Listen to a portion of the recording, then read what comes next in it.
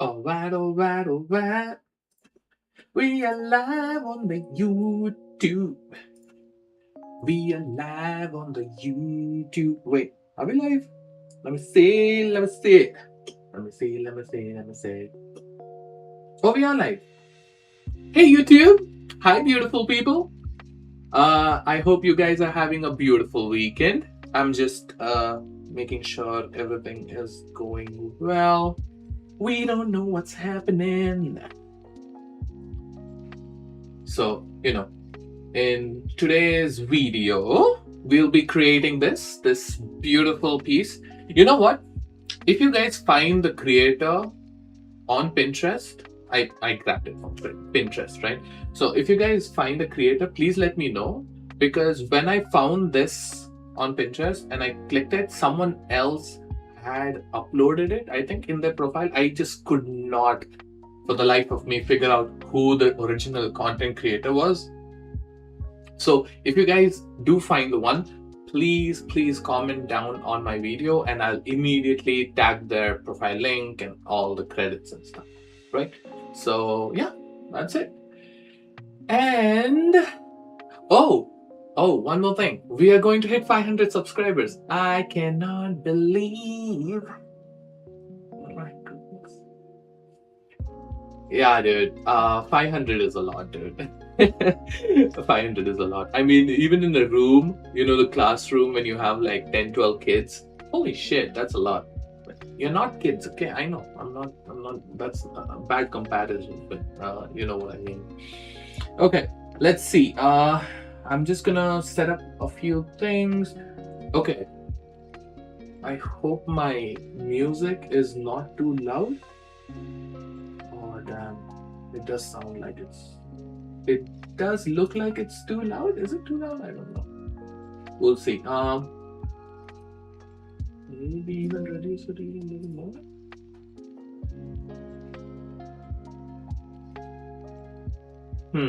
Okay. Let's see. Stop this. Okay. Let's see. Stop this. Okay. Let's see. What is even happening? Ah! Okay. Okay. So, I don't have anyone joining my live immediately, or telling me if the background music is good, if my volume is good, and stuff like that, right? So yeah, I had to open my own phone. I am checking my own video on my phone to hear if it sounds okay, and looks like it is. Okay, it says one viewer, and that is me itself. I'm just watching myself. That's weird. Okay, cool. So we are going to model this, and yeah, let's just chill, enjoy. If anyone joins, that'll be really nice. Alrighty. So okay, so 3 parts, right? We're gonna break this into 3 parts. We'll do one part at a time, and we'll make it on a flat surface, guys. So we'll make 3, but we'll keep it side by side, if that makes sense. Okay, and once that's done, then we will raise it, and then it'll be so much more easier to pose it the way it is. Okay, so we'll do that.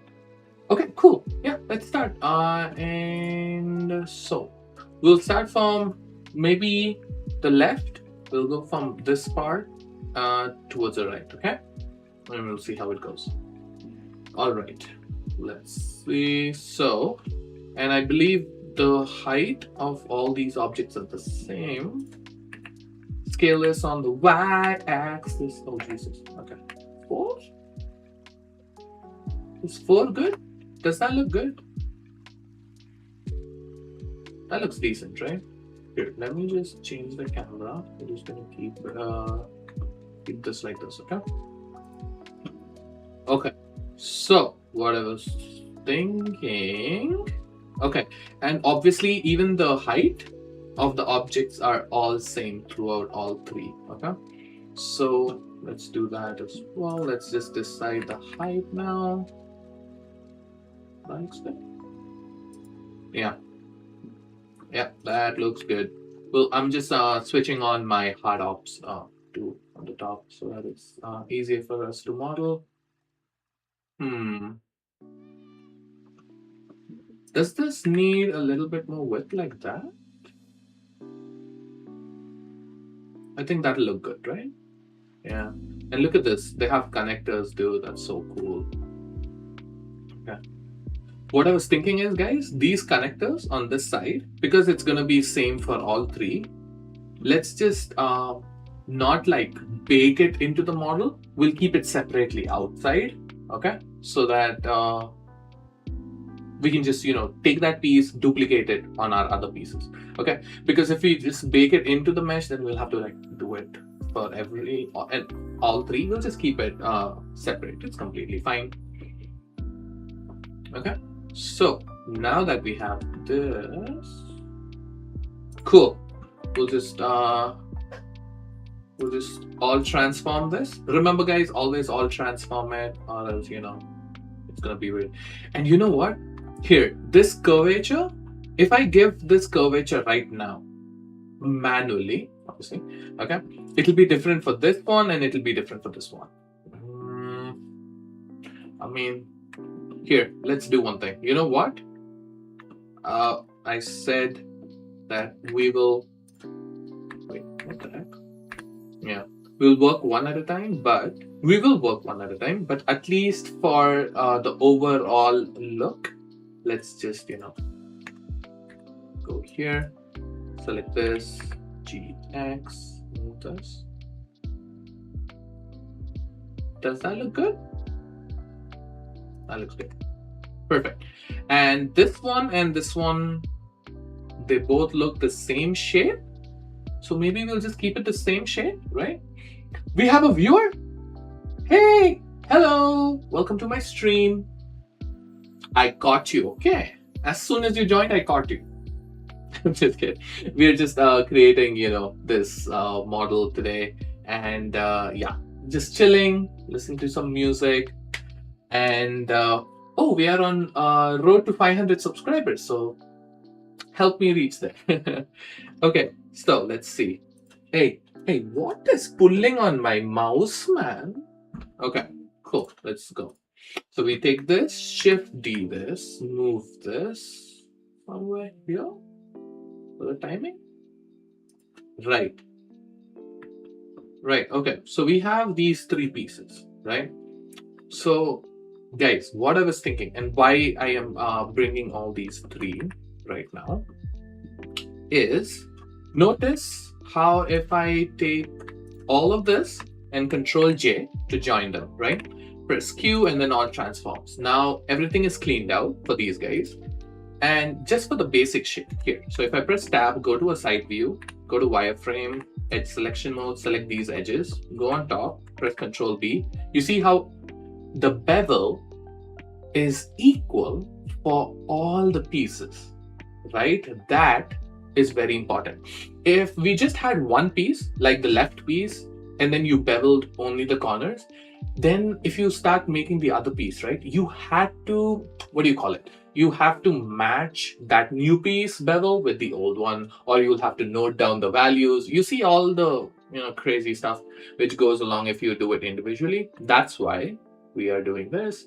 You know what? We're gonna keep it smooth. So maybe 20. Yeah, 20 is looking good. And we'll go like this, maybe. Ooh, baby. Okay. Right. So now you see every piece is done, right? All the pieces. And all the pieces got their bevels at the same time. They're equal, they're clean, that's the main thing. Because if you think about it, everything else on the piece is different. One has keys, one has a huge knob, one has two knobs and one slider, right? So the main components are different. That's completely fine. Okay. But this shape, okay, the outer shape is very similar. So if you want to keep things similar, just try to like join them and then do one operation on them at one time. right? So that will solve it. Now press tab, press P, selection by loose parts. Now that will separate all three, select all three, press Q, all transforms, origin to geometry and all transforms to delta, which will clean up this, okay? Like each of, each object will get cleaned up in its location, rotation, and scale will become one. If you guys don't have it in this menu, this is a quick favorite menu. If you guys want to add things to your quick favorite menu, for example, if I select this object, go to object here, you see set origin. Do you see, origin to geometry? This is in my quick favorite. And if you go to apply, you will see all transforms to delta here. Any option you want to apply to your quick favorite, right click it, and then you see how it says remove from quick favorite for me? It'll say add to quick favorite for you. So you can add it there, okay? And when you add it, how you access the menu is by pressing Q. And when you press Q, it's at the bottom. It says quick favorite. And yeah, you can make a list of things which you always use, okay? So just make a list of that and it'll help you. So there you go. That's how you do it. Okay. Now, guys, now we can work on this, okay? So click on this period key so that you focus it. Now let's work on one piece at a time, okay? So now it'll make sense. So looking at this obviously has a cut over here. So press 3, press I for inset. How small is that? Maybe here, right? So we do that. We zoom in, press Control B, remove these bevels and make this like small like that. Right. Okay. And then I'm just going to extrude this, guys, at the bottom like that. So we get that cut, right? Okay. Now that we have this cut and we have these faces selected, right? Here, let me just go into wireframe mode. There you go, right? So if you go into, what was it? Was it select? Yeah, select loops and then boundary of selected, right? It'll select the boundary edges, okay? So with that, if you do Control B now, you should be able to bevel this. We're just going to give one bevel segment to it. That's more than enough. Select this and select this. Control B to bevel like that, right? You see? So it's clean. And that's done. Okay. Now let's see. This side, we do need to bevel these as well. So select this, select this. There you go. Okay. Let's bevel these. How many loops do we give here? 4? I think 4 is more than enough, right? And we'll keep this bevel a little bit, smaller. Okay, cool. So yeah, a little bit smaller. There you go. That looks clean. Do you guys think we should make the connectors right now? Let's do it. You know what? Let's just actually do the connectors right now. Okay, so we have these two connectors here. I bet these are magnets, and this is, the small plug which sits onto the next piece, right? So remember, we're going to separate this out so that we can just duplicate it across. So we'll do that. Okay, how do we do this? So tab, press 3, select this. Shift S, cursor to selected, Shift A, do a mesh and a cube. Okay, we're going to go to this side and scale it. Go to wireframe, right? So we scale this and then scale it on Y, scale it on Y, just like that. Okay, now if we G and Y to move this, if I press 2, it moved 2 units. How about 2.5? 2.5 is perfect. Okay, so we need, let's see. Okay, So to make the pad, what I was thinking over here is, if I scale this on the X, right? Guys, this is what I'm saying. We're going to make it like a separate object, okay? That'll help us to immediately just duplicate it, okay? So we have this, okay? Let's just keep this over here, scale this, maybe just a tiny bit more, okay? Now, remember, all transforms, and go to edge selection, select this edge, this edge, this edge, and this edge, okay? Let's go to the side view here. Control B to bevel, and then you can apply your segments. We're going to apply 20 here as well. Keep it a little smooth. You see? Just like that. Okay. And with that, this is done. See? You see, so you didn't have to worry about booleans and all of that, right? We just created that because for the visual look, and it kind of comes a little out of the model itself, which looks good, at least in my opinion. I really like it. So you can see that the center pivot of this is perfect. So we're going to take, select this, Shift S and say cursor to selected. Select this, press Q, and then say origin to 3D cursor. This is again in objects. You can add it to your quick favorite. Okay. So we select this, Alt X. Do we have any viewers? No, we don't have any viewers. Okay, no worries. And then mirror this on this side, right? So, okay, I'll just be a little bit more honest while doing this. So it's just that I've seen people, who go live, at least when you're teaching, they usually don't talk too much. It's because I'm teaching you. There are many people who, watch my videos. Not many, but a few people who watch my videos after the live is done, when it's public, like a normal YouTube video. So I don't want to be silent while modeling it. Then, you won't know what I'm thinking and what I'm saying. If I just talk when someone actually tries to have a conversation with me, so.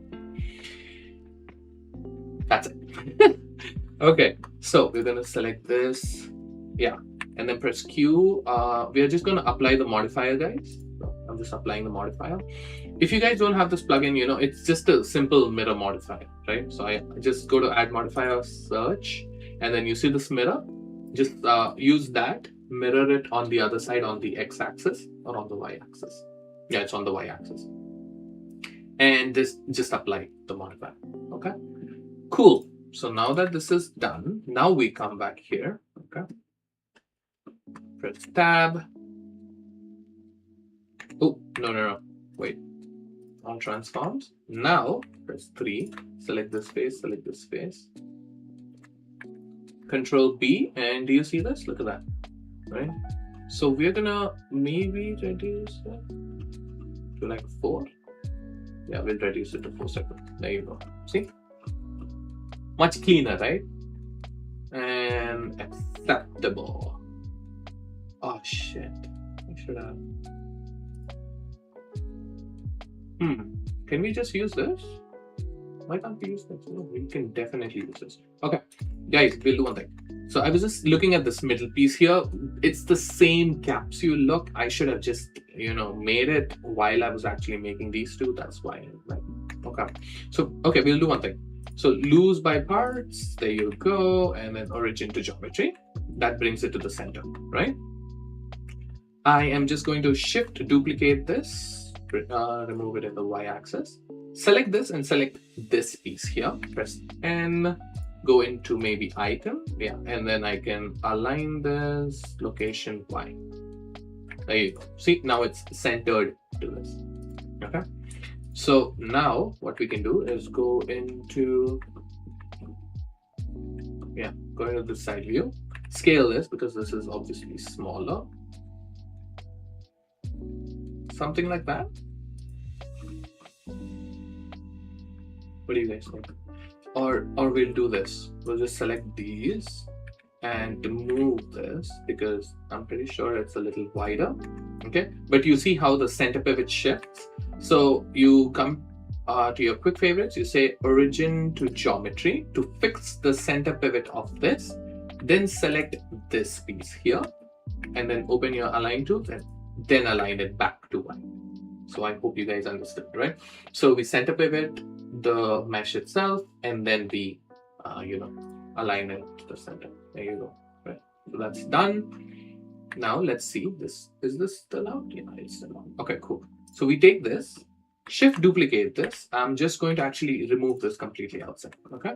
We'll go to the side view again because you see that there's another capsule over there. So scale that maybe like that. Right. And then GY, we push this over here. Okay. Press tab. See, these are selected already. And then move it somewhere like. Okay. Now we repeat this, guys. So we say origin to geometry to center this, then select this. You don't have to select the back one. Press N and then center it to Y. Okay, perfect. Now that's done. Okay. Go to solid view and okay. So for this, you know what I'm going to do? I'm going to press tab, press 3, select this face, move it on the X. Okay. Like that. And because obviously this is like a small, really small connector, right? We push this in just like that. Okay. What you can do, dude, that looks so clean, dude. Okay, you know what? We'll go here. Yeah, we'll go here. Press, there you go. First, I want you guys to say closest on the snap, vertex, no align to rotation, move, and that's good. Okay.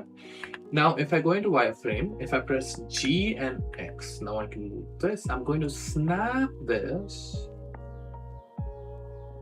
over here.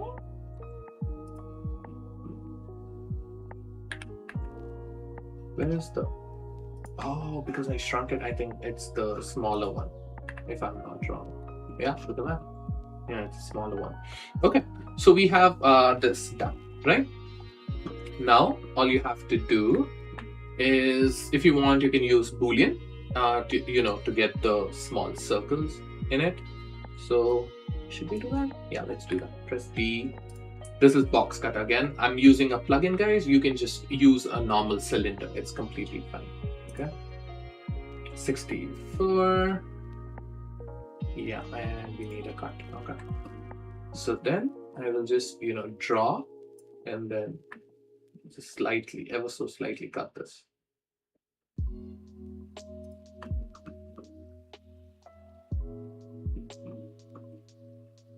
Like that. Okay. Right. So if I take this and I push this in, right? So we push this in, we select this. Whoa, we got 2 people joining our live. Hi guys. Thank you so much for joining my live. I'm just chilling. We're just 3D modeling. It's a nice weekend. Thank you all for joining. If you guys would love to stay, that would mean a lot. Oh, and we are trying to hit 500 subscribers, so that's another goal. Okay, so we are creating this model here. So I was just just chilling, modeling, stuff like that. Hey, Matt B, honestly, for a new content creator, you're doing great. You really think so? Thank you. That means a lot. I'm trying my best. Yeah. Thank you so much for joining. It means a lot. If you want to chill, just model with me. If you want to do anything else, just if you have questions, please let me know.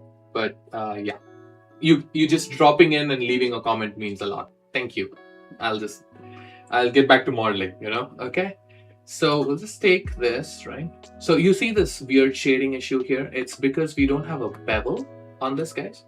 So if you press, just add a bevel modifier, and let me just slightly add that. There you go. See, right? And let me just fix the sharpening issue. There you go. Now it's clean, right? So what I did was, on this piece, you add a bevel, right? And bevel modifier and a weighted normal. I would like to stay, but sleep schedule, man. You know, 100%, brother, 100%. Take care, okay? Take care, sleep well, and thank you again. Thank you for joining. Take care. Okay, cool. So, let's come back to this. Now we have this, right? Is this, wait, let me go to the center. I will. Bye-bye.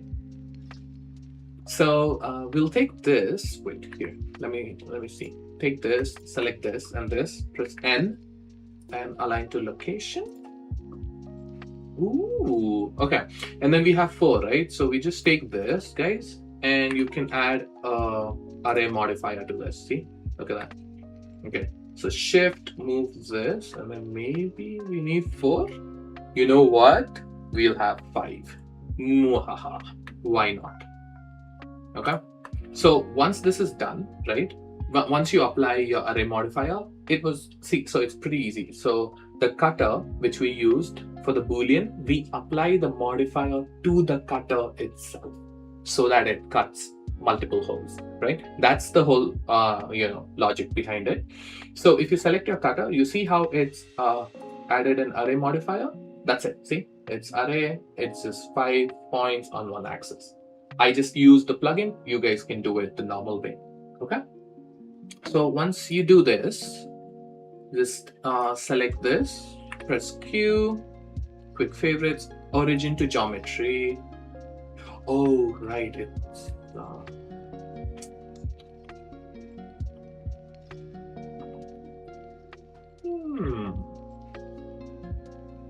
what I was thinking is operations. But if I apply the modifier, won't it? Oh yeah, it still works. Right. So, okay. So apply the array modifier on that cutter, right? Once that's applied, press Q, quick favorites, and say origin to geometry. There you go. See, now it fixes. Okay. Now you can select this, press N. Now center align this. Ooh, baby. Okay. And now when you hide your cutter, you know that's clean. Okay, cool. Right? So, okay, guys, now that we have this, so just take this object. This is where the boolean is actually applied. Press Q. I'm just doing it. Just say apply modifiers. It'll apply everything, and you're clean now. If you take your cutters, right, like this cutter here, and delete this, it should be good to go. There you go. See, it won't disturb your mesh. Okay, and there you have it. Cool. So now the biggest thing we did right now is take this. We'll take these. Okay. Say Control J, guys. This will join them. Okay. Now check this out.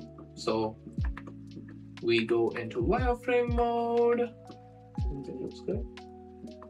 Yeah, everything looks good. Okay. And then Shift D and then X, right? And then we bring it here. It's G and X.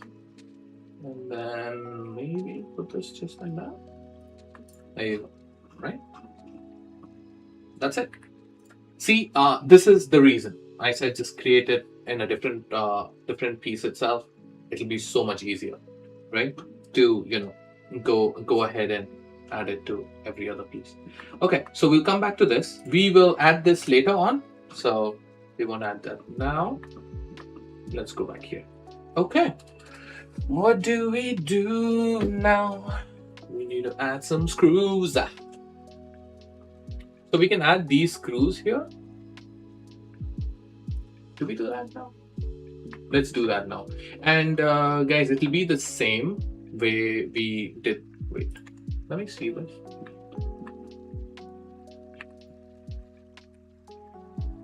I'm just pressing I to inset this. Give this just supporting edge loops here. That'll fix any deformity. Okay, cool. Yeah, so what I was saying is we'll just do it the same way we created those holes on that, right? So normal boolean, so we select the box helper. Okay, how big is it? Maybe that much? And then there you go, right? That looks perfect. Right, so we click on this model and we hit a bevel, right? Ooh, it gotta be a sharp bevel. Wait, let's give it like a very small width. There you go. Hello. Thank you for joining my live. I see you. Thank you for joining my live. Yeah, we're just chilling and modeling. Okay, cool. So, right. So you see that shading issue we had, right? So if you add a bevel, that should fix this. Okay. And maybe if you select this over here. Dude, I think that's too small. Do we scale this? Bad boy. I know. That looks good, right? I think that size is fine. Yeah, that looks good. Okay, so we're just gonna press G and move it in a corner because, you know, something like that. Is this good? That looks good, right, guys? Yeah, I don't think we should, you know, worry too much about it.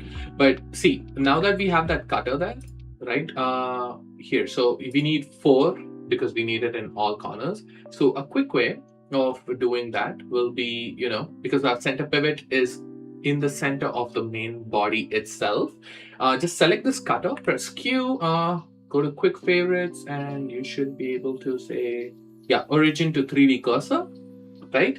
And you can now just apply mirror modifier to this. So Alt X, look at that. See, this got mirrored here. Now these two got mirrored here. That's it, see? And then you have 4 cuts, right? Pretty simple, pretty straightforward. So maybe, you know, you can just do that. And now that this is done, what we will do is take these cutters, press Q, and then you can say apply modifiers. That will clean up all the modifiers, right? And you can select this object here. And remember, this has a bevel and, you know, stuff like that. So what we are going to do is we're just going to say smart apply. That will apply all the modifiers, but not the bevel modifier. That's all you have to do. If you're doing it in vanilla Blender style, just apply all the modifiers, but not the bevel modifier, and that should be good enough. Okay, now guys, if you take this, if you move this cut out, see, you have 4 cuts, right? But we are going to do something different in vanilla Blender. If you wanted this, you know, this cut, you had to make a cylinder and then place it and cut it, right? So you will still have that cylinder. You can hide it, okay, but we don't hide that yet.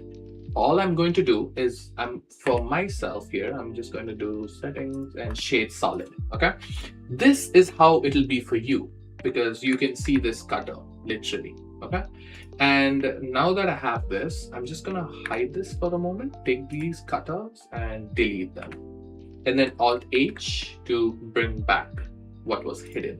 Okay, now if you think about it, why do we need this? Because we need to make the screw, right? So we need to make the screw, and that's why I have this. But now that I have all 4, I can work on them, you know, all together, which will be really cool. So you come here and then you say individual origins, select this face, this face, this face, and this face. Okay, let's zoom in, press G and Z, just like that. Okay, we want our screw to be a little bit outside. If you guys would like that, you can keep that. Just remember, just go and say all transforms to clean it up. Now, let's do one thing. Let's bevel this, right? Let's bevel it. Look at that, right? So your screws look good, okay? Now, the only thing left to do is go into tab, press 3, select this face, Shift S, cursor to selected, right? Shift A, go to mesh, create a cylinder. That'll create a huge cylinder. just bring this back down, resize. Oh, my bad. Let's do that again. Shift A. Remember, when you make a cylinder, when you actually spawn the object, that's the only time you can change these stupid values in Blender. When are you gonna change this, dude? Okay, make it so that we can change this. Or maybe you already have it and my dumb ass doesn't know. Who cares, dude? Vertex 6. So when you make this 6, right, this becomes like a, look at this. It's a 6-sided this thing. That will act like a boat, guys. You know those, what do you even call that tool, dude? The hexagonal screw shit. I keep forgetting. Okay, here, let me just zoom.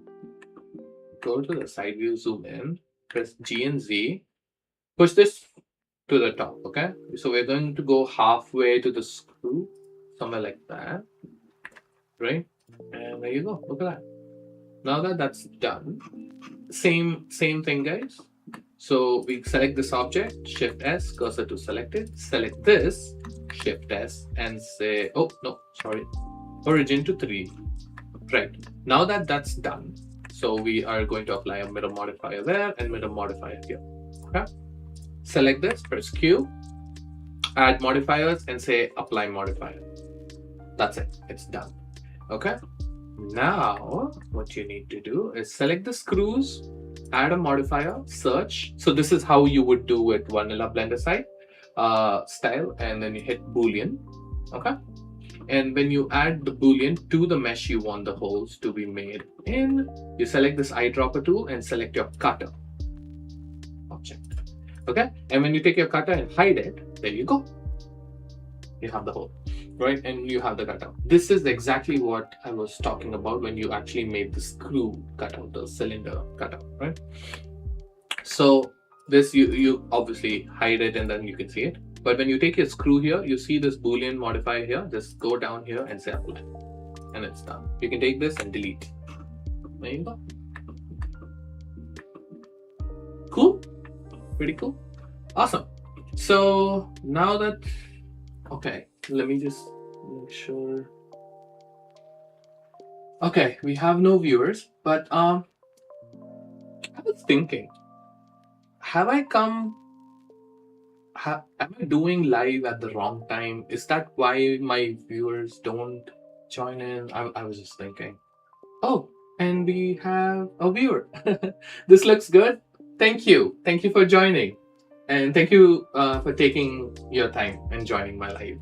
I was just talking about, like, I was just saying, did I come live on a wrong time? Because, you know, I don't know, dude. I'm still figuring out YouTube and when to go live and not to go live. So thank you for joining. Please let me know what time it is at your place. Because, I mean, the last person who commented said they had to sleep. So I guess, you know, my video is reaching people who are about to sleep. You know, I was just thinking that. But okay, there you go. So let's continue this. So this piece, these screws look good.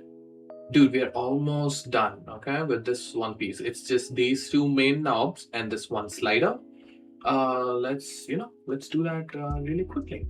Okay, so we press D. We obviously need the same because it's a bigger circle, right? I'm just going to do maybe 120. Okay, we'll just do a circle with 120 loops and cut this. So to be honest, it's Saturday night. Maybe that's why. Oh, so it is night for you guys. Interesting. Okay. Yeah, makes sense. Makes sense. It's actually 10 a.m. here at my place. So I was like, you know, I'm going live in the morning, but apparently my videos are reaching people who are, you know, going to count sheets and sleep. Yeah, but you're right. You're right. You might be right. Okay, so we come here on top, and I'm just looking. Maybe bigger, like that. I think. What do you think? Is that size good for the knob, or is it too big? Or maybe I'm just. Wait, look at this. The distance is like really small here. Okay, my knob is actually really small, guys. Maybe like that. Yeah, okay. We take this and then we select this object, right? Let's first of all align it to X. There you go. So it's now centered, right? And if I take this, go on top here, move this on the Y-axis, and then maybe put this over here. Ooh, you know what? I think we made it a little bit too big. That looks okay. I was looking for hard surface digital model. Okay, digital product modeling, and found your channel. Really? Oh, I mean that's good. That's good. I really hope you enjoy my videos, or the way at least I teach. I had this one teacher. Story time. I had this one teacher who used to teach us, and clearly, when you don't like to teach or you don't like your stuff, the way he used to teach was like, just you could see it. He had no passion for it, or he was just tired, right? So I try to collect all the energy I have, and when I go live or when I make my videos, and the way I teach all the steps, and I hope you guys enjoy that. I hope you find it easy to understand. Please do check out my other videos. I do make other videos as well. So yeah, but you can see me modeling live. So hope my lives are fun as well. I mean, I don't know. So what I honestly believe is, people don't watch other people teach. I mean, if it was a gaming channel, and I'm gaming, it makes sense, right? We could enjoy the game together. Oh, look at this! Go shoot him! Go shoot his ass! Makes sense, like But teaching, I mean, I only did not pay attention in class. Why would people who are not in class pay attention? Dude, that's like crazy to me. But I love making 3D art, so if my videos help people, if it helps you, thank you. You have to add 2 knobs and a slider with a round knob there. Make sure space them accordingly. Also, your voice or audio is kind of good. It's easily understandable. Okay, yeah, awesome. Thank you so much. I kept wondering if my audio and the background music is fine or not, but that helps. Thank you for that. Oh yeah, we'll add all this. Don't worry. We'll keep it clean, because I usually work really clean, and so we'll see how that goes. So these are the 2 knobs, right? So we're going to keep this here, and you can see clearly there's a cutout here, and this is the rounded knob you were talking about. So we'll make that. Okay, first we're going to take this. Okay, these arrays are done. So press Q and then apply modifier, guys. Select this and then say operations and then smart apply. That should apply all the booleans.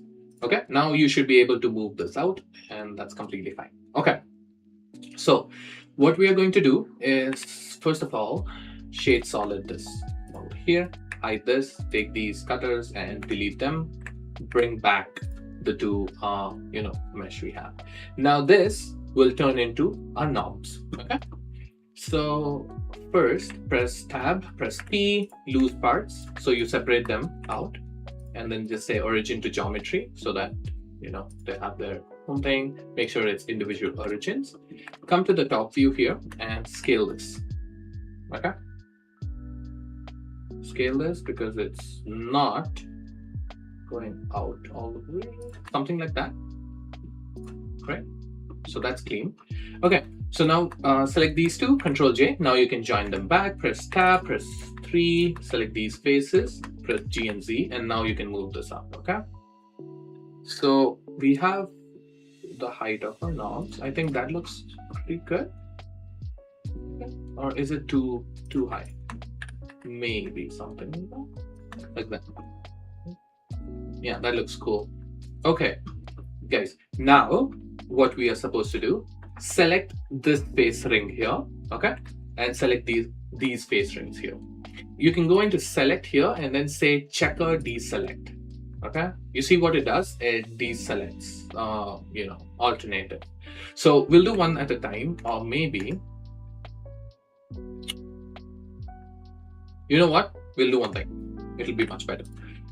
Do by loose parts so that you separate them out. Okay, press Q over here and then say origin to geometry. So it comes to the center here, and say origin to geometry here. We'll just work on one. Press tab. Okay, select all this. Press select and then say checker deselect. There you go. Okay, and now press Alt E and extrude along normals and then move it up. There you go. See, and your knob is literally done, dude. Looks so clean. Oh baby, right? So that looks good. And then what we can do is press 2. Okay, go into wireframe, press Control, deselect all these. Okay, now why deselect all this? Because I would like to push this down just a little bit, like that. There, see? You see that? Small detail, but makes it look good. Okay, so once this is done, press Q, say all transforms firstly, and then you can add a bevel modifier. So let's add a bevel. There you go. Make sure it's sharp and small. Something like that. Ooh, it's messing up with the. Oh, okay. Wait. Can I fix it by? Yeah, there you go. So that bevel was only because we did not have a weighted normal, but there you go. Now it's clean. Okay. Now, if you select the object, press origin to geometry. Now this is done. What you need to do is Shift S here, cursor to selected. Take this object, delete it. Select this object, Shift duplicate it, right click to just let it fall back into its place, and then Shift S and then say was it Shift S? Selection to cursor. Oh, there you go. Ta-da! Right? So we tweaked it a little bit, but yeah. Oh, we have another viewer. Hi, welcome to my live stream. Okay, so we did that, right? So we got 2 knobs, clean, perfectly placed, right? And yeah, there you go. Beveled. Awesome. Looks good. So you can select these now, and then if you want, you can add a smart apply to this so that it cleans up a little bit. Yeah, see, smart apply removes all but except weighted normals and bevel. That's all you have to do if you don't have the plugin. Just don't remove these 2, but you can remove. We got another viewer. We literally have 3 people watching now. Okay, that's crazy. Welcome to my stream. Hello. Awesome. So we are making this cool looking product here, right? So oh, and while you guys are here, I just want I actually mentioned this at the start of the live stream itself, but what was I going to say? I couldn't find the original creator of this picture. I was just browsing to Pinterest and I was like, what do I create? And then I found this, but the person who had uploaded this, it wasn't theirs. I think they itself took an image from somewhere and then put it in their board. So I couldn't find the original creator. If you guys know it or if you guys find it, please let me know. I'll give them full credit for this, right? But okay, let's get back to this. Cool, this looks good. We need this center cutout here, guys. That's the next one we are working on, right? So let's do that. So first of all, we'll just take a square cut now, right? And then give this like a cut like that. There you go, right? Does this have a... No, it doesn't have weighted normal. Okay, that's completely fine. So now that we have this cut and this looks good, okay, select the cut, select the object, press N to open your panel. We want this to look, align location by X. So we press X like that, and there you go, right? So it's clean, and we, what? Let's just take this, move this on the Y, maybe someplace like that, right? And I think that is perfect. Okay, let's not, mess with that too much. So let's go to the side view, select your edge selection, select these edges here, right? So when you do it with wireframe, it bleeds through the whole thing. Why did we do this? It's because we need to bevel this edge here. There you go, right? So maybe we'll give it like 10 segments here, like that, to keep this clean. Look at that, right? Ta-da! Right, so we have that cut, which looks clean and simple. Now this knob here, how do we model that? I do have an idea. Maybe we can take a cylinder and then cut it out on the sides. But okay, let's see. Okay, yes, clean. I work usually with vanilla blender. Okay, by seeing your speed, I guess I should learn HardOps workflow. Oh, yeah, it's pretty fast, isn't it? So, I mean, okay. So guys, like, you know, because of this comment, I'm just gonna explain it to you guys. If you guys are vanilla blender, right, users. So for example, if you wanted a cut, right? I mean, I'm just helping you out as well. If you just wanted a Boolean cut on this, so the few steps are, first of all, you need a cube, right? So you bring a cube and you bring this on top and, you know, maybe move this here. Select this object, add modifier, search Boolean, select this, and then click on this and then hide it. There you go. Right? You guys with me? You saw all the steps, right? So we created that, added a Boolean. But if you learn HardOps and you have the plugin, this is all you have to do. If you have the thing selected, these are the steps. Drag, cut. Okay? And just add a bevel if you want. There you go. It's done. Right? It's just 2 to 3 clicks, but it's really fast.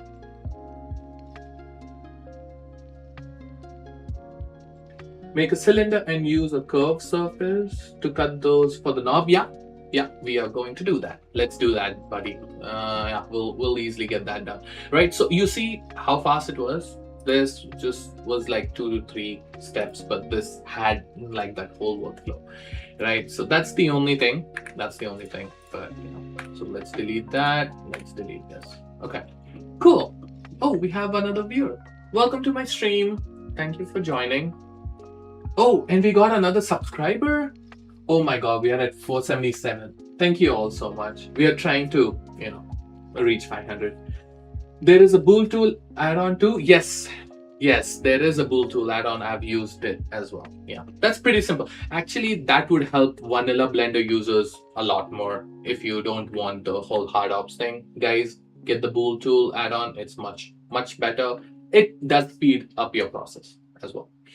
Right? Okay, so coming back to this, we'll just take that. This Boolean is done. You earn the sub. Thank you. That means a lot. So, we'll continue this. I'll just, when I started this channel, I never thought I would ever hit. I would ever even see me reaching 500. So it's a little bit emotional for me as well. Thank you for the excellent videos. Best regards from Brazil. All the way from Brazil! Bro, let's go. Let's go. Thank you. Thank you so much for your support. Yeah, I mean, I hope you are having a beautiful weekend. And, you know, you guys taking time on a weekend to come check a guy modeled 3D model. This is crazy for me because, you know, people would love to watch people play games and stuff, which makes sense. I also do that, but you know, yeah, to come watch a 3D modeling stuff guy, dude. I hope I'm not boring. You know, that's the thing, because teaching can become really boring and I try to not make it. So we'll see how it goes. And I hope more people join. You know, one day when we all are like sitting and just doing Blender, can you imagine? Like all of you guys, like we can sit, switch on Blender and just model together. Dude, oh my God, that's my dream, dude. Hopefully one day we'll reach there. Okay, so did I apply? Oh yeah, the boolean is still applied, right? So we'll go over here to maybe operations, smart apply that. Now you can remove this. Yeah, so let's remove that. Okay guys, now let's make this knob we were talking about, right? So to create this, it's pretty simple. I believe there are two steps. First, make the knob, which is the cylinder we're going to take here. And that's really small, so we're going to do like 120, right? There you go. So we'll take that, bring this to the side view here, okay? And move this over here, move this over here. Scale this bad boy down. My question is this knob the same size as this? It looks same, right? Doesn't it look same? Like, is this circumference or the diameter equal to this diameter? Do we keep it same? I think so.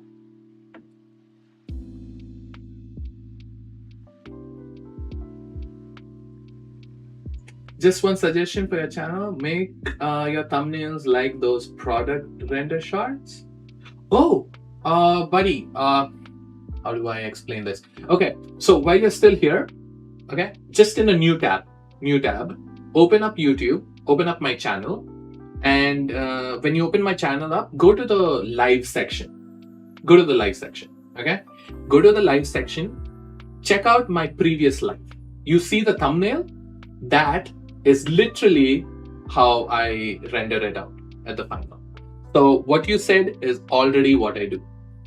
Yeah, so I try to, it's kind of same, yeah. So I try to look at the reference and then I'm like, okay, let's see how we can achieve the lighting, and then that's how. So I don't, obviously there's no clickbait. I don't like to do that shit, but yeah. Okay, what the heck is happening? Okay, I just got a message, but yeah. Okay, cool. So, so I try to render out, and right now the thumbnail is this, reference image I got. It's because I haven't finished modeling it, right? But once this is done, right, I actually replace the thumbnail with my creation. So it stays true to its nature, so that when people see it, they're like, okay, this guy is not bullshitting. That thumbnail is what he achieves at the end of the video, kind of. I hope that makes sense, So yeah, what you said, I do it. So hopefully it's good.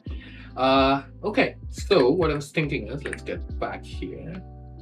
I was thinking we gotta scale this. We'll just keep it almost the same, I guess. Yeah, we'll keep it almost the same.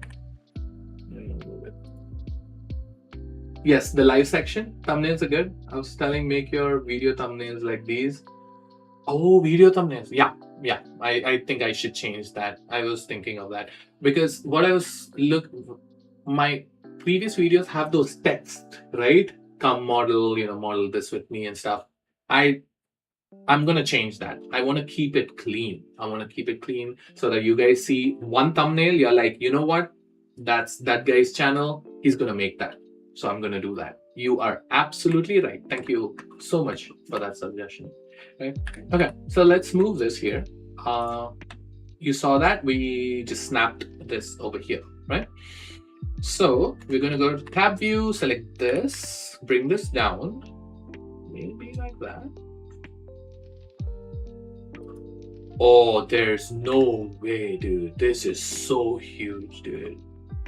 Okay, yeah, that's the strong way. Cursor to selected, and then I'm just gonna say origin to 3D cursor. That what helps us is it helps us scale it without moving it up and down. But I think that looks good enough, dude. Yeah, you know what? Let's stick with that. Okay. So I'm just looking at the height. Let's see.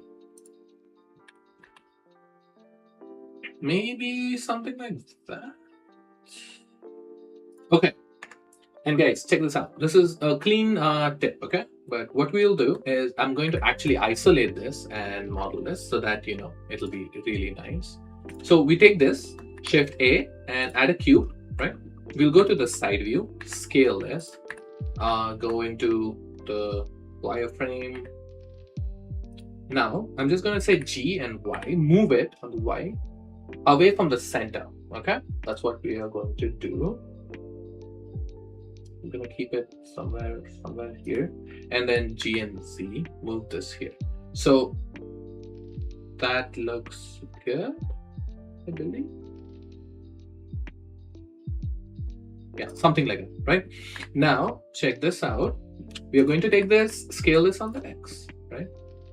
Cool, that makes sense. Now we are going to all transforms, take this edge here.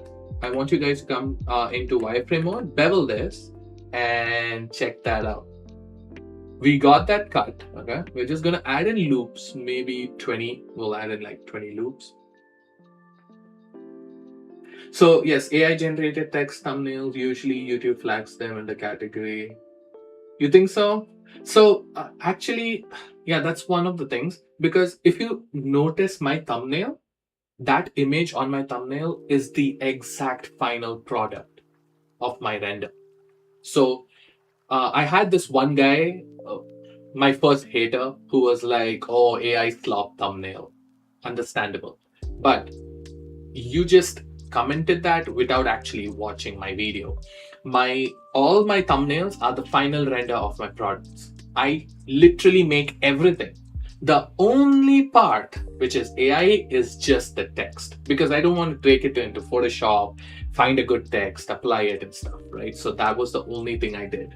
But you are absolutely right. I'm actually going to remove those texts. I'm going to keep clean, clean thumbnails like this. I'm just going to do it. I'm going to sit over this weekend and fix my videos. I mean, that's what I'm trying to do. That's what I'm trying to learn from, YouTube. How do I make better videos for you guys? That's the whole thing. Okay, so I'm just going to do that here. Okay, guys. Now, if I am right, if I select this knob here, right? Add modifier, add a boolean. Look at that, and hide this. Ooh, baby. We got the knob. Okay, so we got one piece, right? So we take this, bring back everything.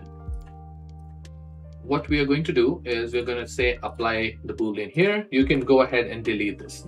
Okay, now that we have this, just do the mirror modifier. Now that's beautiful. Okay, so we got it. It's one of those twisting knobs, or maybe slider knobs, where you have like this thumb hold, which you can push it. So yeah, that's pretty much it. Alrighty, cool. That looks actually good. So if I just add a sharp into it, it should smooth it out even more, and it looks clean. Okay, so with that, I think this is done as well. Shift C. Let's just bring that back. Let's zoom back in, and I'm just looking at it one final time. I think we can call it. Yeah, I think this piece looks good, right? So this piece is done and it's good. Now let's move on to the other one, I guess. Yeah. So obviously I will not copy exactly how the reference is, because on my channel we do tend to change things up a little bit. That's how I like to model. Okay, so this key layout is not going to be the same. It'll be a little different, but it'll be keys at the end of the day. That's all we care about. Okay, so now that this piece is done, okay, before we do anything, we are going to switch off the the plugin. Select this piece here. There you go. Okay, and then first of all, we are going to say, we're just gonna add a smart apply. There you go, and just check everything. Yeah, the pieces are good. Okay, so everything is good, guys. Just do one thing: is quick favorites, origin, to geometry, and then all transforms to delta, which will clean up your mesh completely. Okay, save your file. Don't let Blender crash, okay? Or else we are gone. This live is gone.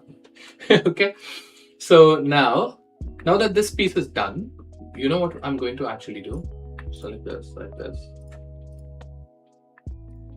move this. Okay, and just this one. Move this. Okay, cool. So once I select all my objects, press M on the keyboard and then say new collection. We'll call this part 1. Okay. Keep your outliner clean, so it'll help you itself. And then now you can just switch this on, Okay. There you go.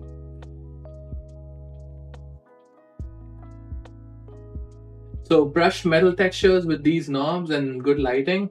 Yeah, it'll look really nice, right?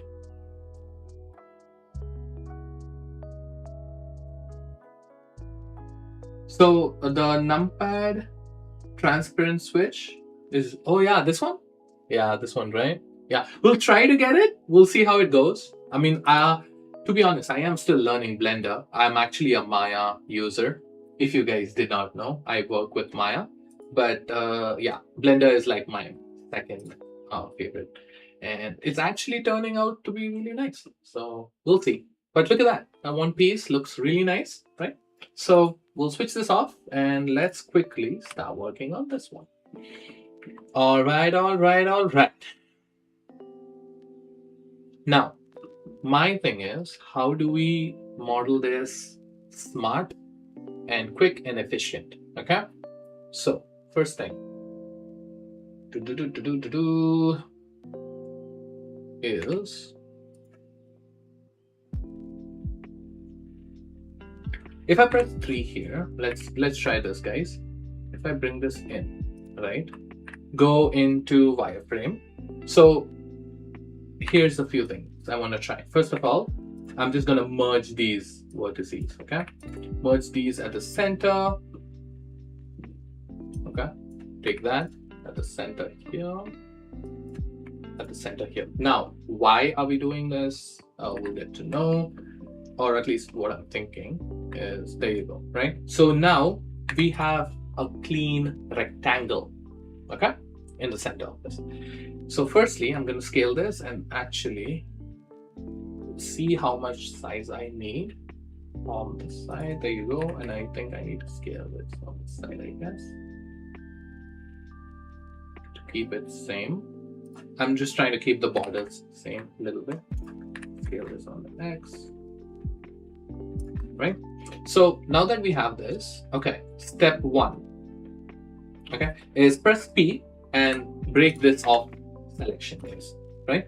So now you have this piece here, right? But then you have your body piece here as well. Now, why are we doing this? We'll get to know. We'll take this, we'll hide this, go into edit view, select this edge loop here, go to the side view, right? And press E and Z, and then move this halfway down, maybe. Okay. So we get like, you know, this.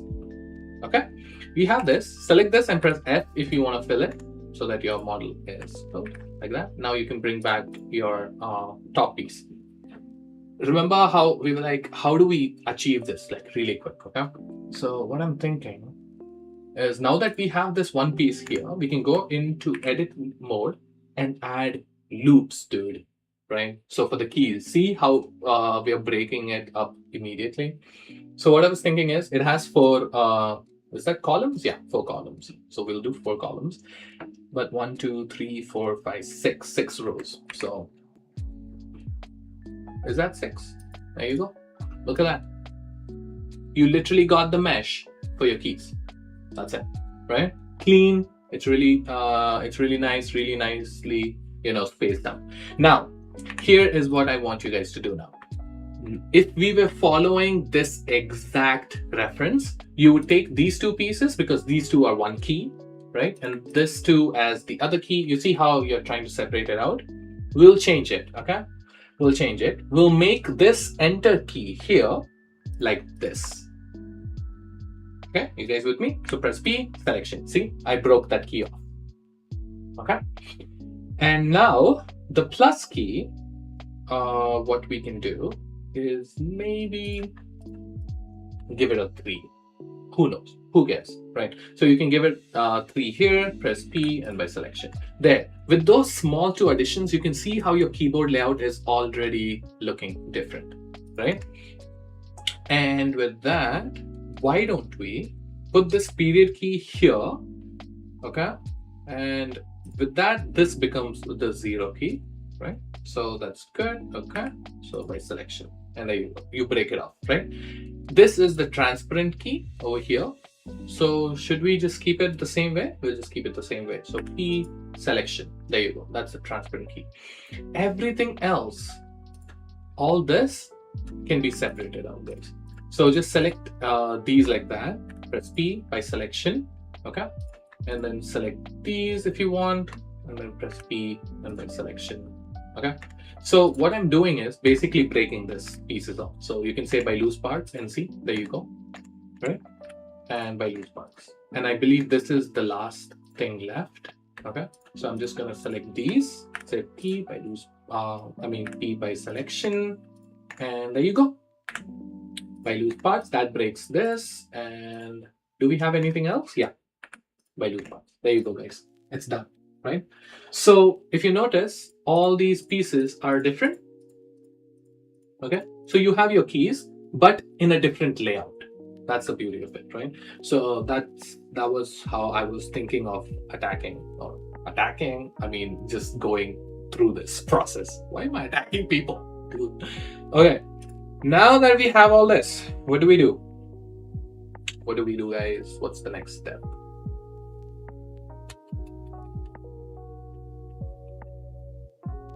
Okay, let's do one thing.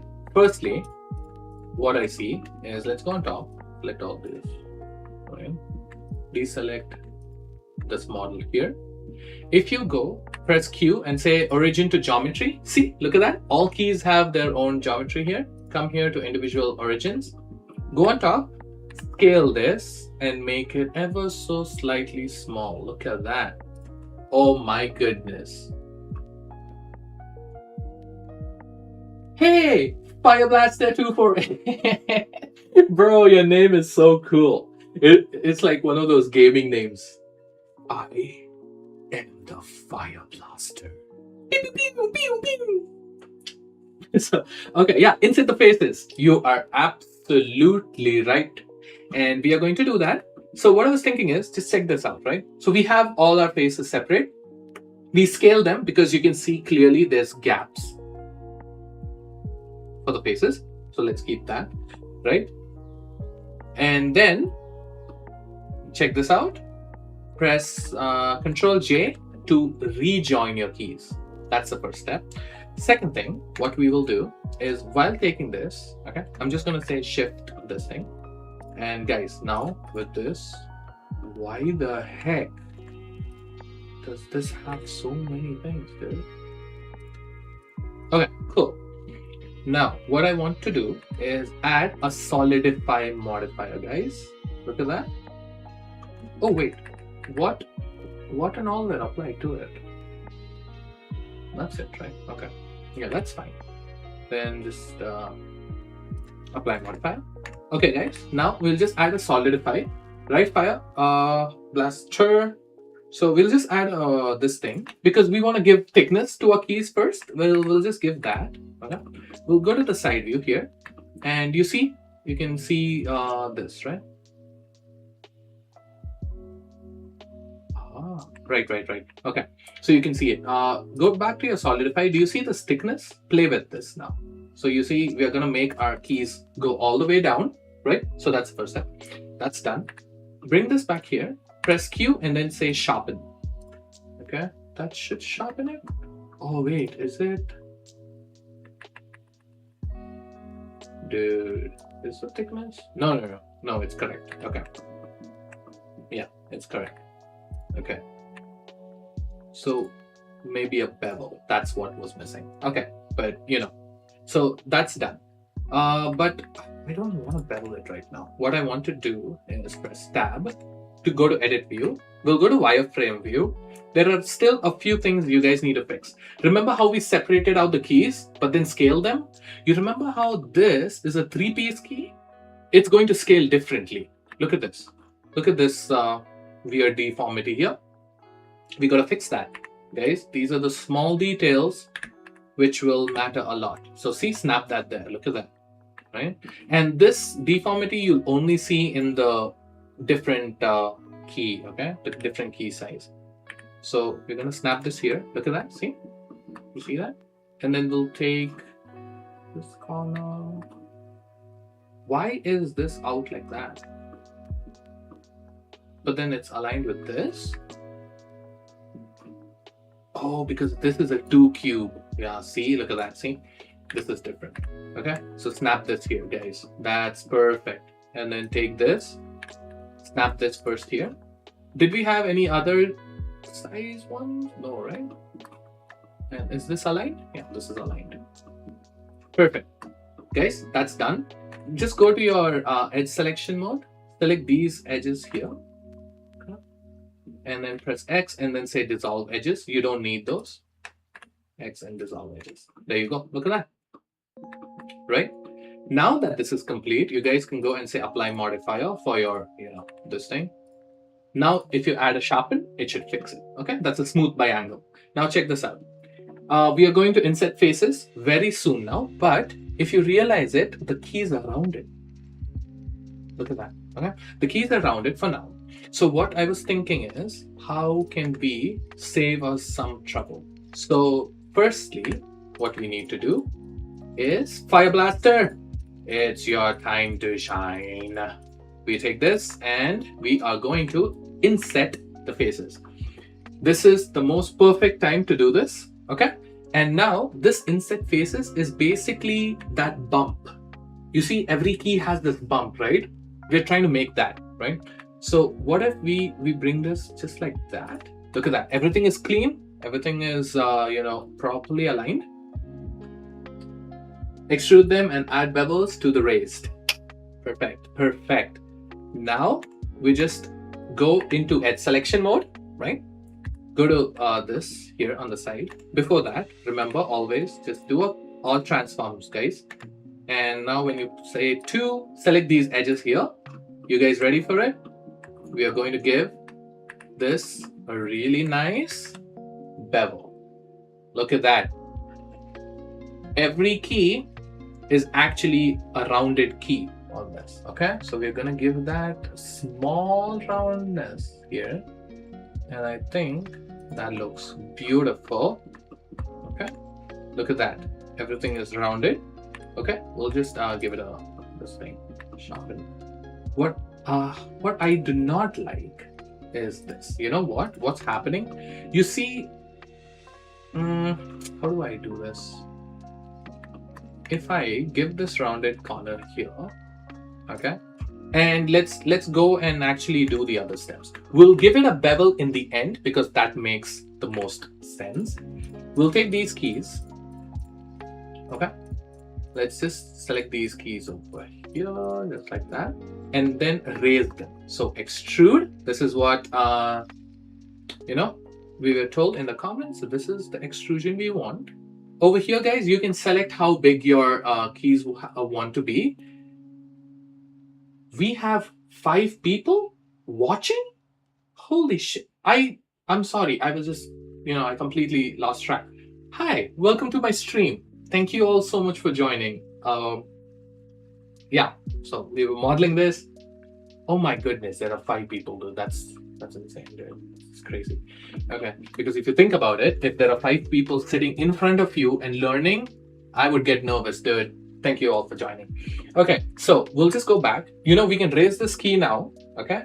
But what I was thinking is, even these keys have rounded edges, okay? That can be achieved now by this side here, where we go and select this like that, right? I believe I'm doing this right. And look at that.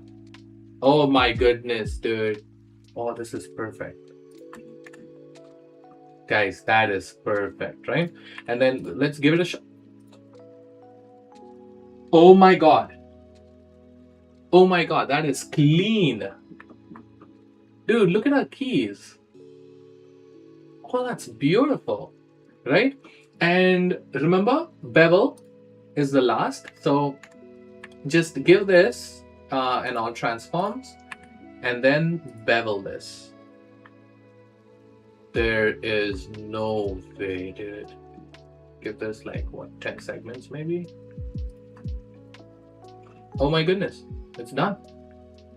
It's perfectly done. Look at our keys, right? And guys, if you want something different, we'll do one thing. We'll just remove the bevel, okay? Come back here on top of this, okay? Go to the side view, select these faces on top, okay? Here, you see that? Like that, okay? I believe what would look better is if we bevel these first, okay? We'll give this like what? Maybe 4 segments, something like that. If you want your keys to be smoother on top, have a bigger bevel. Look at that. See, 2 different looks, right? 2 different looks, but you know, you can do it however you want. And I'm just gonna be honest. I think I inset the faces too much in. You guys can see that there's a lot of space here. So when you create the keyboard, right, don't do it too much, okay? Just inset it a little bit and your keys will look a little bit better, okay? There you go. Now that your keys are like that, now you guys can go and add a bevel, right? And there you have it. Really quickly, we got the whole thing done in just one move on the top itself, right? So that's what we were trying to achieve. We don't want to go do one key at a time, guys, right? So simple as that. Okay, now that this is done, one last thing. We'll take this over here. We are going to say all transforms to this piece here. Shift H to hide this. Go into edit view here, guys, and you guys need to select this edges here, right? We select this, we select this, we select that, and this. Alt H to bring it back. And now if you go on top, right? Why select this? You see this? The key has a rounded edge, but your object doesn't. So Control B that. And there you go. Okay, so we're gonna give this like 10 segments to make it smooth, and then you can try matching it. Look at that, guys. Clean, okay? Because the outer edge is not sharp. It follows the buttons, this thing, right? But look at that. Look at your product now, right? Okay. So it looks a little different because the reference square circle. Yeah, it's a little different. So that's what. So what I was talking is this, guys. So here, let me select this button. This space here. Do you see this distance? This distance, I inserted too much. It's not that much on that. Okay, so just increase it or decrease it. Sorry, and you should have it. All rounded square looks. Yeah, a little different. There you go. There you go. Awesome, right? So that's done. And this one small notch, if you guys want to add it, you can. So, I mean, it's not a big deal. We can add that really quickly. First of all, we'll have to switch on our plugin. So I'm just going to say make here. Okay. And then just make. Where the heck?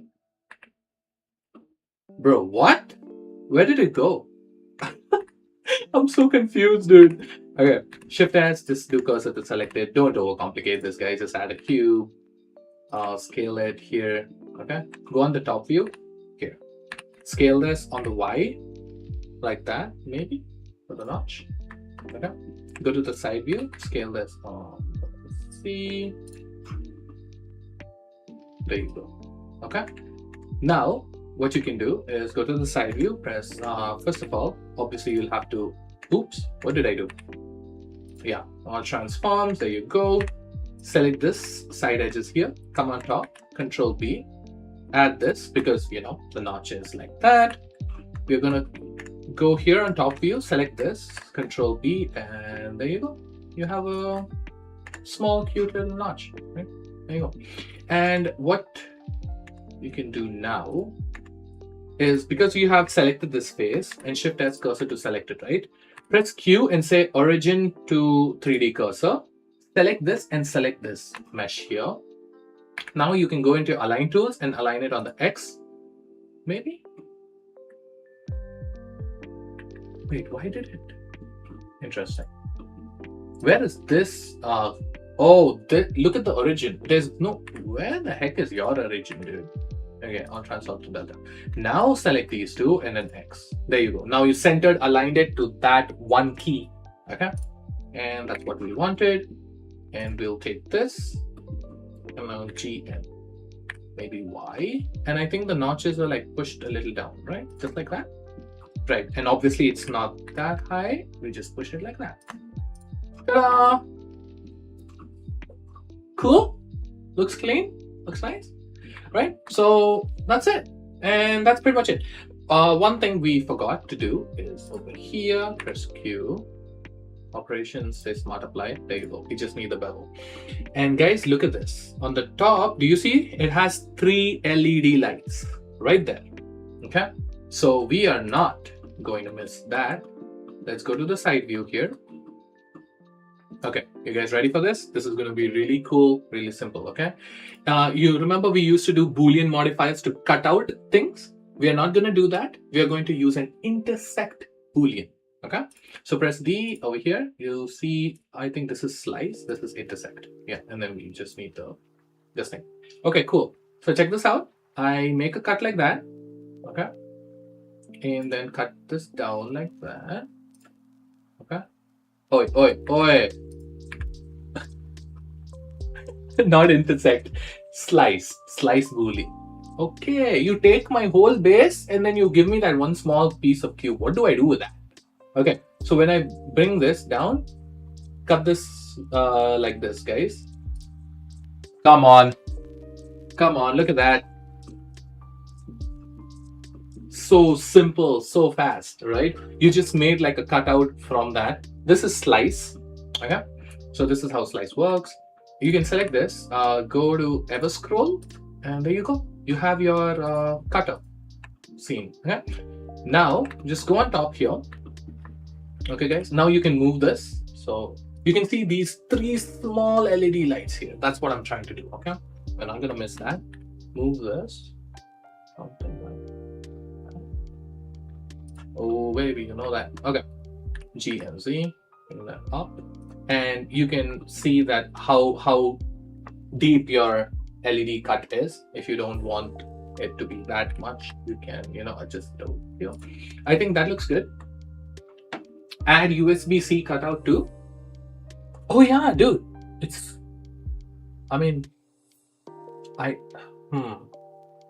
you think the product is Bluetooth? I think, because if we say that product is Bluetooth, we don't need a C-type and it just connects through a dongle. Less modeling for us. But do you want to add like a C-type over here at the bottom? We can do that. You know what? We can just do that. Or maybe on the top. Why is it going to be at the bottom, dude? How is that going to come at the bottom? Bro, stop calling me, okay? Brother, I'm in the middle of a live, okay? If you call me now, no. Guys, I'm sorry. I'm just going to keep this on silent. Okay, perfect. So we'll just bring this back.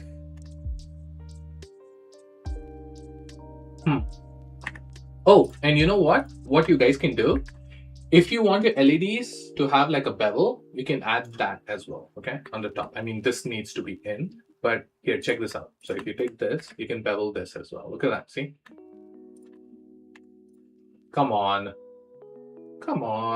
That looks nice. Okay, so we'll just give it there because that makes sense. And I mean, just a little bit of our design here. Okay, we'll just take this cutter here, guys. Press Q and add an array modifier to it. Shift, move it, and then he has 3 lights there. So there you go. Okay, select this, press Q, and you can now, where is it? Apply modifier. You can now delete. Oh, don't delete this. You need to click on that. I mean, you can move this now, but you can come here, operations, smart apply. There you go. Delete this.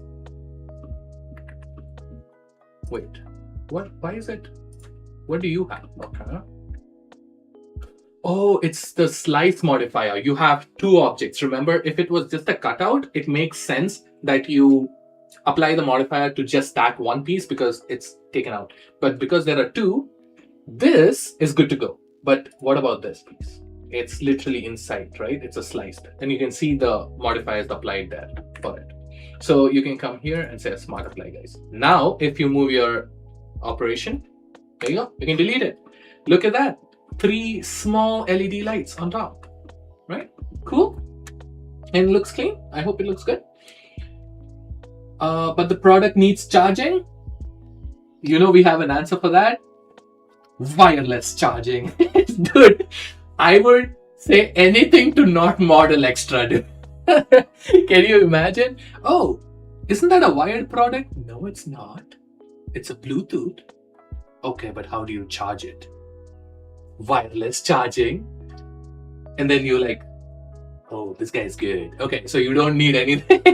Okay, no, but obviously, guys, if you guys want, you can add a USB-C type. And holy shit, we got another subscriber. We are at 478. We are this close to that. Canadian map. Oh my goodness. Hey, buddy. Hi, welcome to my stream. We are making this. I hope you're doing well. Metal surface, don't charge wirelessly. You need a non-metal. You know what? I did not know that. Backplate, yeah. You might be right. Hi, I hope you're doing well. I mean, dude, thank you for joining. Thank you so much for joining. I was like, there's no way, right? And you joined my last live as well, so it was nice. Yeah, so we're going, we're just chilling, modeling this. Look at this. Look at what we have here. Look at these two, dude. Come on now.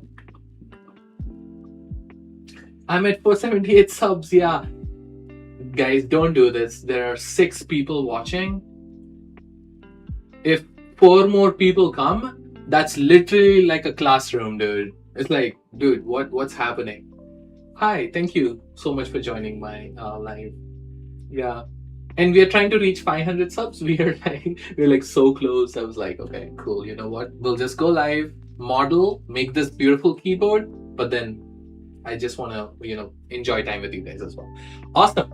So now that that's done, and now that all, you amazing guys are here, should we continue this? We'll just continue this. What I was thinking is, so we got the light there, right? Do we have a deformity here, or is it clean? Does the mesh have shading issues? It has a slight shading issue. I don't even know if you can see that, but remember, at the end, you can just add a weighted normal and it should pretty much solve that. Okay, cool. Now, looking at the reference, the key is above the plate itself. How did I miss that? Okay. You know what? Select this, select that. Press Ctrl J to join that. Obviously, press Q, operations, smart apply that. There you go. Guys, this piece here is actually up.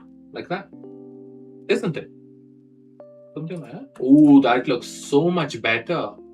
Yeah, because it's, you get like 1 level up.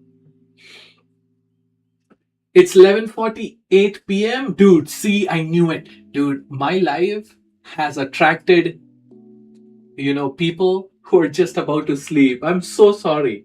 I apologize for that. I'm waking up just because tomorrow is my Bro, it's 11:48 and I know you're gonna sleep. Happy birthday.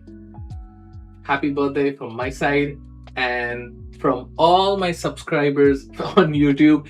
And we are at 479. There is no way. Dude, your birthday is bringing me luck. There's no way we got 2 extra subs in just one live. Nah, fam, that's crazy. So, good night. Sleep well and happy birthday again. I hope you have a beautiful weekend. Go out, enjoy with friends. I hope you stay safe, and thank you so much for joining my live. Okay, let's continue. And if you do come back, just scrub through my video, see the final product. I hope you like it. Okay, and yeah, awesome. So we will, and don't worry, I'm gonna put a C-type cut on this mesh here. This C-type cut is dedicated to you. Okay. How long have you been using Blender? So let me see. 1, 2, 3, 4. I actually started really. It's been a while. It's been a while. So can I give you an exact number? Maybe 4 months, 5 months. But it's not like I started Blender 4 to 5 months ago. I will follow this tutorial. I'm looking for the shading part and lighting too. I will follow that. Sure. Thank you so much. It'll be out, obviously, after this live. It'll go as a public video. So yeah, Canadian Mapper. So a few months, brother. But yeah, a few months. But I am actually not a Blender user. So all my tutorials and videos and those short clips of me teaching also, I am not familiar with Blender that much. I actually work in Maya. That's my main software. So that's the software I use. But because Blender is free and people want to learn 3D, I was like, I need to shift to Blender, dude. I want to teach you guys, but I can't teach you in Maya because people will need Maya licenses and stuff. And if I make a YouTube video using Maya, I need to have the license as well, obviously. So I was like, you know what, too much trouble. We'll just work with Blender. But there you go. There you go. Okay. Now, wait, before I forget. So we're going to add a C-type to this. Where do we add this, dude? Let me think. First of all, we'll take this from part 1, Shift D and move this, right? And then we're going to select the keys. This one here. Okay. Select this, select that. Move this. Yeah, this is one thing. So press M, say new collection. We'll call this part 2. Okay, create it. Select this object here, press M and move it into part 2, guys. So now this is a part of this, right? So we say G and X and then we can snap this. But do we have a comment? I thought you were a pro with Blender because you look like you know what you're doing. So I think the way it works is because I know Maya and I know 3D in Maya, Blender becomes easy. I mean, does that make sense? So I am good with 3D in a different software. And because Blender is also 3D, but it will, it'll have different tools or maybe different ways of doing things. If I just learn that, I should catch up, right? That's my process, my thinking process. So I think that's why you feel it that way. But yeah, you're right. I mean, you're not right on the pro part. I'm not a pro. I'm still learning. I try to teach while, learning. Some videos you can see I'm stuck. I'm like, how do you do this in Blender, right? Because I know how to do it in Maya, but not in Blender. But I think people appreciate looking at me actually getting stuck and trying to figure it out because then it connects to them. So yeah, I don't edit my parts where I'm not good at something. I will show you that I am not good at this and I'm trying to figure it out. So yeah, that's one part. Okay, you know what? I'm just gonna snap it there. There you go. Look at that. Do you have a Discord? I can add you if you have it. I do not. Oh wait, I mean, I do have my personal Discord, but you know what? So I had these. I had a bunch of people who asked me if they could open a Discord channel. Like, maybe we have like a separate Discord channel for us. What do you think? Do you think that's good? Would you like to join that? So maybe if we make a Discord channel, then people can join our channel and we can share 3D art together. Dude, that makes sense. 3D art, we can share our, maybe I can then have my own small Discord community. Do you think that's good? So if you think that's good, let me know. I'll create it and you guys can join. Okay, everyone, whoever is watching or people who will join. Yeah, you can make a Discord server. Okay, cool. We'll do that. Thank you. I don't know how to make a Discord server, but I'll just check it and then all the rules and all the settings and stuff. I'll put in some time, but make a Discord channel. Okay. Awesome. Dude, how long have we been live for? 1 hour 30 minutes? You know what that means. It means it's water time.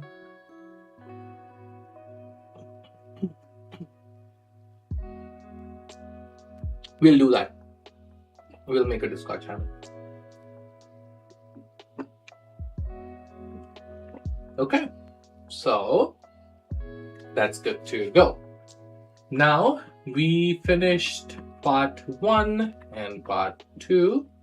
So just collapse these cutters. I can just delete hierarchy, hide these two, right? So we're good. Now let's jump to this. Okay, last piece. We are going to model the final piece, and then we'll maybe add very simple textures and then add a lighting. I want to end this full product in this live stream itself. I don't want to create multiple parts, and then I don't want to trouble you guys with that. So okay, there you go. So let's see. Now for this piece, it's literally similar to the first piece, bro. It has those cutouts, and I should have seen that, because then I could have done these two together. Okay, you know what? No worries. Let's press tab firstly, press 3, and then inset this. So that's our first inset. Okay, there you go. Wait, maybe something like that. Something like that. Okay, and then Control B, remove the loops, and then give this small inset right over here. Fire Blaster, I have a question. What do you do for work with your skill set? I have a 9 to 5 job. So I have a full-time job. So here's my whole thing. I mean, a day in my life, kind of short form. So I have a whole full-time, right? So 9 to 6 is gone from the whole day. Okay, so 9 to 6 is gone with a 1 hour break in the middle, but that's Monday to Friday. So that's my whole thing. So already most of my time is gone. But on top of that, I make sure to release one short YouTube short of our cube series. Canadian mapper will know of our cube series. So I wake up in the morning, I look at our like counts, I render, set, model that before my job starts. So yeah, so with my 3D skill set, I do a full 9 to 5 job, and I work in the 3D industry itself, in the gaming industry. So yeah, that's pretty much it. So I do my videos on the in the morning, then do my 3D artwork, and then on the weekends I try to find time not to rest but to go live and teach you guys this. I am planning to start doing Uber as well, Uber Eats, but we'll see how that goes. that's my whole thing. Okay, if you have a Discord account, add me by the username Funkfire. What is that? Is that Funkyfire? Okay. Hey, you know what? Here, let's take a break from this shit. Okay, go here, go to notes. I'm just gonna, what am I doing? Okay, let me see. What is it? FUNKI. Okay, FIER. Got it. All right. So most probably what will happen is I'll try to create a server. Once that's done, I'll start adding the server link in my description of my videos. You guys can then, if I forget, you guys can then join that link. And yeah. Okay. So you said you worked on video games, right? With 3D? Yeah. If so, what games have you worked on? Now, so I'm with the NBA. So I work at Take-Two. So that's the company I work for. So I mostly have created basketball games. If you have played NBA 2K, that's the game I work on, right? So that's one. And I've worked for Lego as well. So some of the games I've worked for. It's the racing game from Lego. I was a part of that team as well. But my main job is the NBA. So yeah, that's the team I work for. Okay. So with this, now what we're gonna do.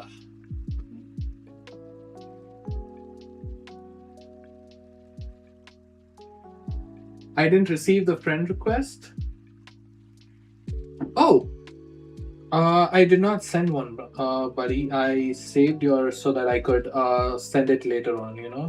Wait, let me see. Social, Discord.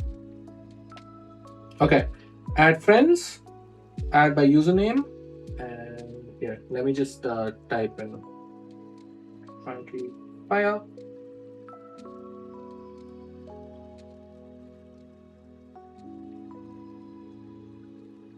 There you go. Friend request sent. I sent it. So hopefully. So you're working on 2K27 in your 9 to 5? Yep, exactly. Exactly. So that's my company and I work for them. Okay, so we're going to go to select here, select loops, and then boundary to select it, right? So we select that, Control B. Let's give this a bevel. Perfect. Let's select this and select this over here and give this a bevel. Perfect. Okay.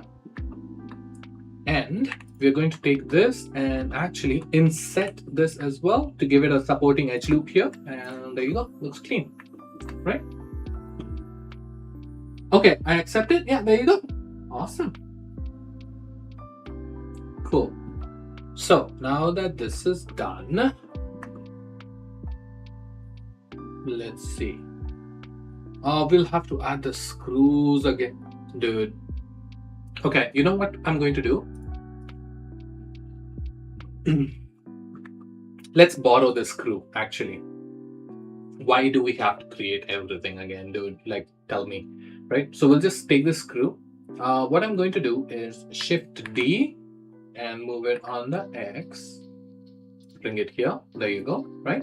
Press M and then move it to, press M and then move it into scene collection. There you go. So it's out, right? And then you can like, yeah, there you go. Cool. So you see we have our screws here.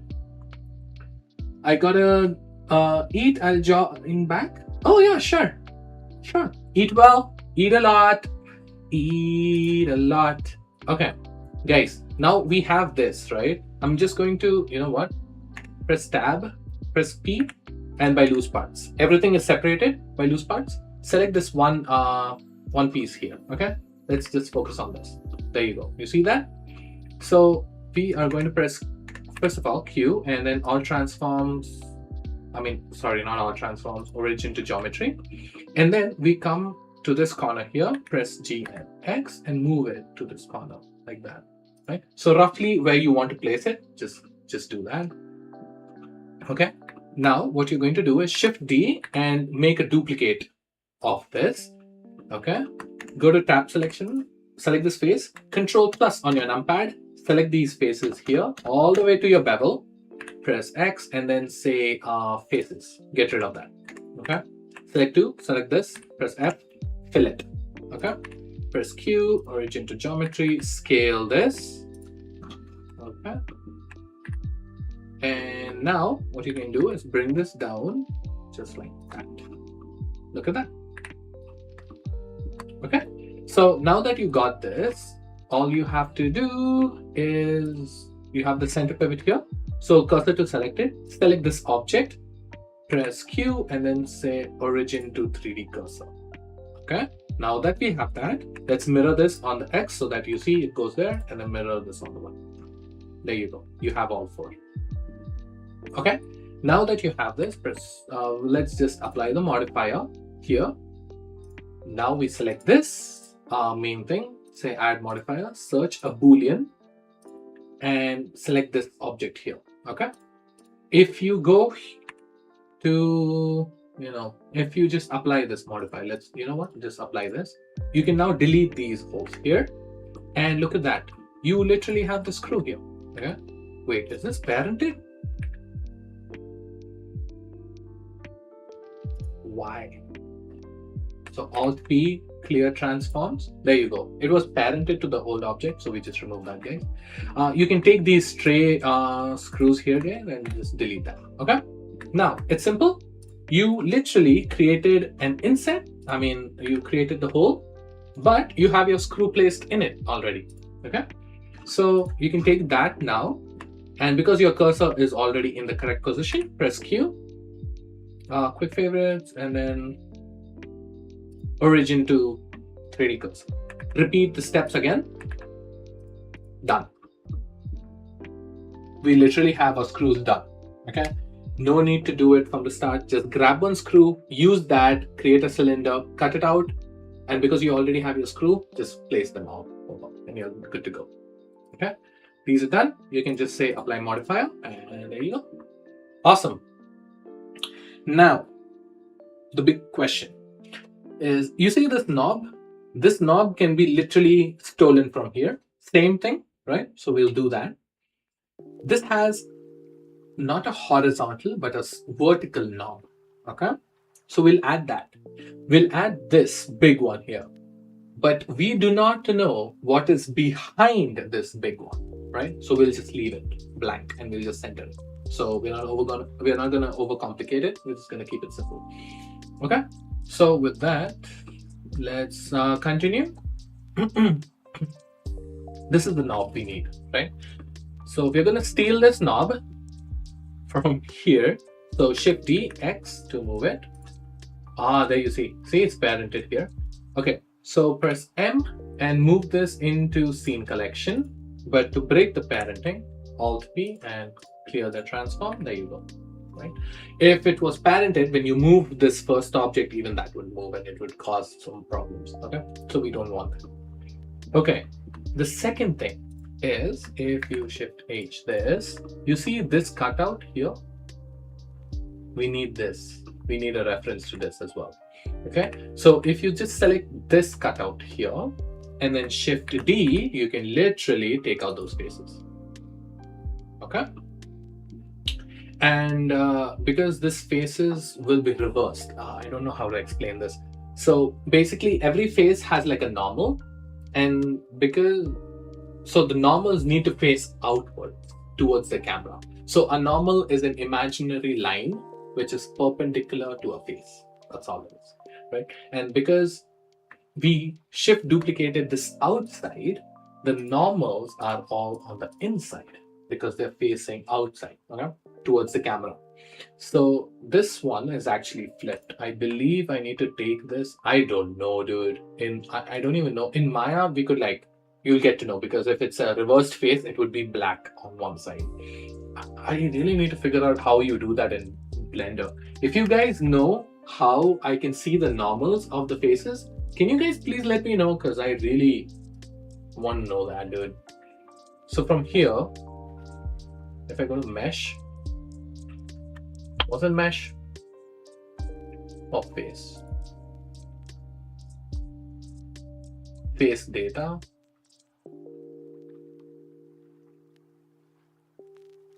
Reverse.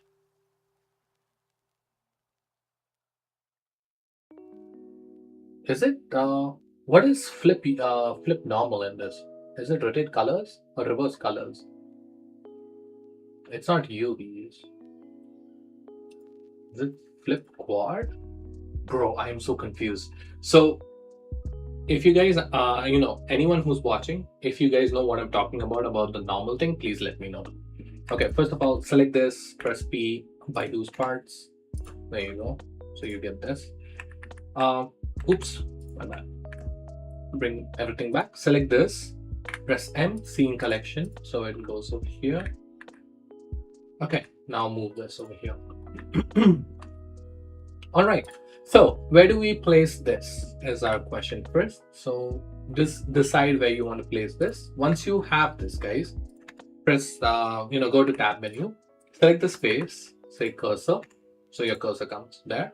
press Q, origin to geometry, and press Shift S and then selection to cursor. So you see how it sits perfectly there, and we'll use this to make that cutout. I hope you guys understand. Okay, I hope you guys are following. So we bring this here. I'm sorry. Okay, so scale this on the Z. Press 2. We'll select this, press F to fill. Press F to fill. Okay, go to the side view, press G and Z. Bring this down, just like that. You guys understood? We literally got a cutout. Okay, and we took it from that, so we are not messing anything, we are not manually recreating something, and then we have like weird shapes. So like one knob is like big, one knob is small. We won't have that because literally we are borrowing everything properly. Okay, so I'm looking at this. Oh, look at that. Wait. Look at this. Look at this face. I bet sharpen won't fix it. I knew it. See? This is a reversed face. You guys see this? This is what a reversed face does. That's what I was thinking. If I select this, is it reverse color? No, it's not.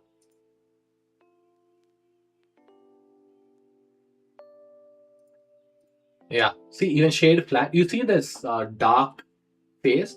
What this means is, guys, the normal of this face is reversed. It's inside. How do you fix this, dude?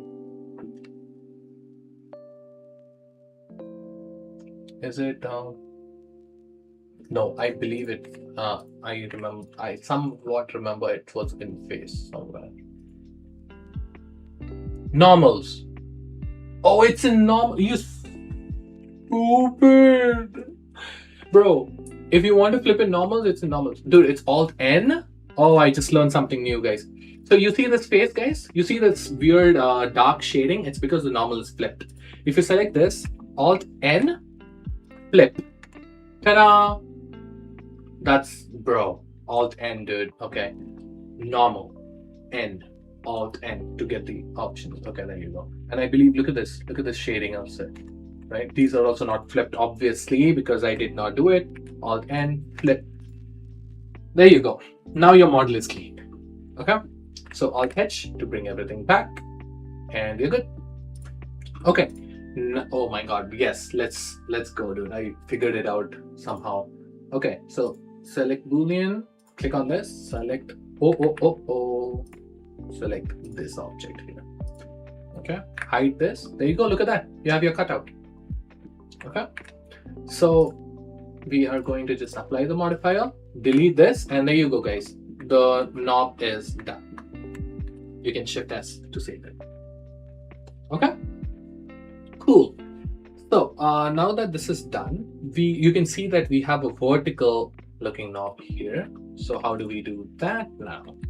Shift, you know what? Let's go here, select the space, Shift S, cursor to selected. Shift A, go into cylinder. 120 is a lot. You can see that it's not that much. Maybe we'll give it like a 60. Yeah, 60 looks good. Okay, rotate this over here to 90. There you go. So you see you have a vertical knob, okay? But it's not facing this direction, it's facing this direction. So rotate it 90 on the Z-axis as well, right? So we go here on the top. Now let's align this first. So we take this, select this, align this on the, is it Y? There you go, it's on the Y. Okay. Take this, G and X, move it here. Now you can scale this and give it the, exact shape you want. Or the size, to be precise. There you go. And then scale it. Is that good? That knob looks good, right? Oh, it's perfect, right? Okay, cool. And one last thing, because we need a cutout for this. And how could we do that? If you Shift D this and bring this out here, guys, press Tab, go to the side view, okay? Press 3, select these faces here, and delete faces. Delete faces, right? So press 2, select these two, press E, and Z, extrude this, press F to fill it. If you click on this and press F, you can start filling the faces just like this. So I hope you guys learned, if you guys did not know that, you can select that and just press F, okay? And that should fix it. There you go, okay? And I believe there is another hole here, so face to fill it. There you go, look at that. Okay, now that you have this, go on top, scale this. We're gonna make the cutout just a little bit. You can see over here, scale this on the Y, shift, there you go. Okay, so this is just a tad bit bigger than the knob itself. Okay, so you go on the side view over here and press, wait, we'll do one thing. We'll take all this, G and Z, like that. And now we just bring this down. There you go. It's perfect. Okay. Just go ahead and now transform this. Select this, search for a Boolean, click on this, apply this, and delete this. And there you go, guys. You have a cutout here. You have the cutout for your knob. Okay. And yeah, that looks good. Okay, before we edit this, press 3, select this and this face here. You can see that it has an inset. So we'll give it an inset. Just like that. Okay. And then Control B to bevel this. And then Alt E to extrude it. Just like that. Perfect. And we take this, Control B to bevel this, and there you go. You have a really nice cutout there. Okay. Now you guys can come on the top over here, select these faces. Do you remember how we did it for that, right? For this knob here. Ooh, I should have given it more space, dude. Okay, you know what, guys, we need to make this smaller,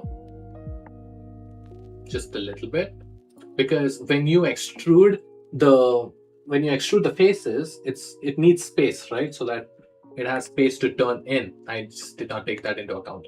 So select this. You are going to go to face. Where is it? Oh, sorry, not face. Select and then checker deselect. There you go. Alt E, was it? Yeah, extrude along normals. There you go. See this one, right? So we're just gonna give it just like that. So this is what I was saying. This turn needs a space for it to go down, right? So that's something I forgot. Okay. And then scale it on the x-axis like that. Look at that. Oh my goodness. Oh, that's beautiful. Yeah, there you go. Okay, if you want, you can push this a little lower, if that is something you guys want. Okay, and Shift S, save your work. Okay, now that this is done, one final piece. We need to add one final piece. Okay. Oh, I'm sorry, Fire. I completely did not see it. I remember in one of your videos you said by the end of the year you wanted 500 subscribers. Now you're going to crush that way before. You saw it? Yeah. Yeah. I don't remember. I don't remember how many subs I had then. My dream was actually to hit 500 by the end of this year, but you guys have supported me so much, so thank you. But the biggest, I don't know. I don't know what is too much to ask, but my biggest goal is to get monetized by this end of the year. I have promised a few people that, I need to get monetized, or else I might not be able to do YouTube or continue YouTube, because at the end of the day, I somehow need YouTube to to support me, to support my family, or whatever it is. I need to start earning from this 3D, or maybe we'll see. But my main goal is that I had the goal of starting this channel and somehow reaching monetization by the end of 1 year, but it doesn't look like I'm going to hit it anytime soon. But we'll see. It's not like I'll quit and just go, but it'll be harder. but yeah. So add this. Okay, there you go. Now what we can do is select this, press N, and then align location to X. Okay. So we are going G and Y. Move this here. Look at that. And this one is your knob. So we give it a big, look at that. Beautiful big knob there. Okay, something like that. Yeah, right? So there you go. And then scale this like that. And then move it up. And remember, it's not going to stay flush because you can see that there's spacing on the bottom. So let's give that spacing. Okay, so that's done. What we are going to do though is Shift H to hide this. Press Tab, press 3, select this and inset this. Give it like a small inset here and extrude this along the Z. Okay, bring back your model, select this if you want, and let's see, it goes all the way. That's fine. Okay, so that's cool, right? So we got that. I should have added more spans on this. What was I thinking? Why did I wait? Closer to selected. Let's do that. If I do a cylinder, yeah, dude, 60 is not enough. 200, dude. Yeah, because you know this needs to be smooth. So scale that really quickly. We're just going to, but because we already have the other part created, if you go to tab, now you should just be able to like snap it because it's really quick, right? You have like a reference point of snapping. There you go. B, select the space. Okay. I push it in like that. Boop. And there you go. Perfect. So is this the old one? Yeah, delete it. But yeah, it's been a nice journey. So I think people are enjoying my videos. The only thing I kind of feel is sometimes I feel is YouTube is not helping at all. Push it out to the right people. Or maybe it's just not, it's taking its own time or whatever it does, dude, on its algorithm. I had this one person say, dude, I've been trying to find someone who's doing this, and then I came across your channel. So somewhere it might be working. I don't know. So like, even our older person who commented on this video, they were like, I was trying to find digital product, modelers, people who are creating digital products. So I don't know if YouTube thinks I am a digital product, 3D modeler, but we'll see. I mean, whatever. I just hope the video would go to more people, it would help a lot. So, okay, guys, now is the biggest thing. How do we make those small holes?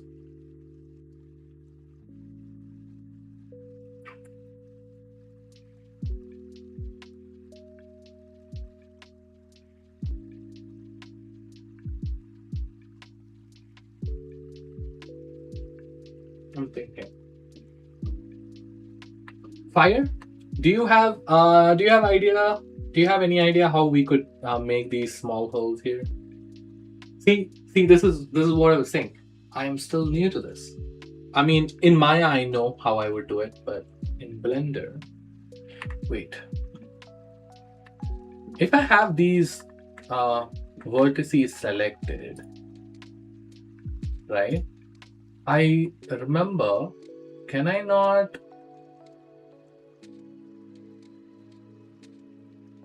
Wait, you can bevel a vertex, right? No, you can't. What was that? Dude, it splits.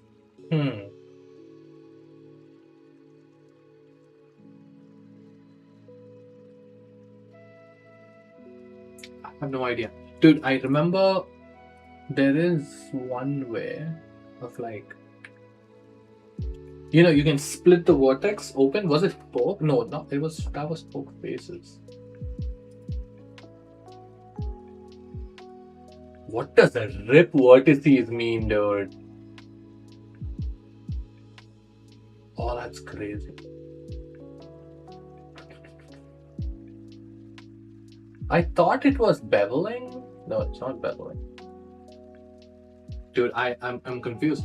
How do you do this? I don't know how to do it. How do I create a face here, dude?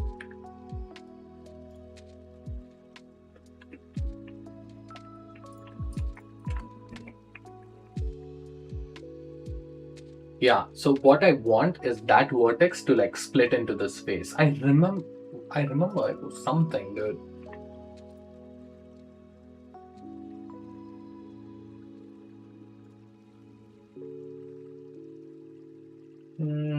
Was it shear? No, it was not slide.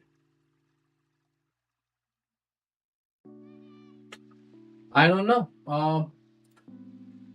Yeah, I have no clue. I think we'll leave that out because I have no idea how to do that in Blender, dude. Oh, I wish I knew. So,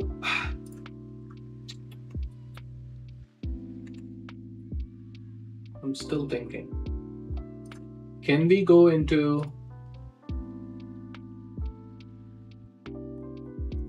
What is it over here? Flatten, region, polybuild. No, you can't inset this thing. All right, so we'll leave it for now because yeah, I don't want to waste time. I just don't know how to do that. Okay, cool. So we're gonna keep this knob simple. I can see it has like a slide thing. Do we need to add that? Nah, I don't think we'll add that. Okay, cool. So we have this and we have all of this. So let's just apply modifier. All of this looks good. Okay. Ooh, my bad. Okay, guys, now let's select all this. Okay, so we are just going to go into all transforms, geometry, maybe even join this, because what I feel is this one is not centered aligned for me. So I'm just going to go into vertex selection mode over here, select all these vertices, okay, and just try to center align them to the knob. That's so much better, dude. Okay, there you go. All right, guys, so show us all the pieces. Look at that. Look at that. We are so done. Okay. Oh, one more thing. Yes, obviously, if I lose parts, separate this out. I don't think I did this. Yeah.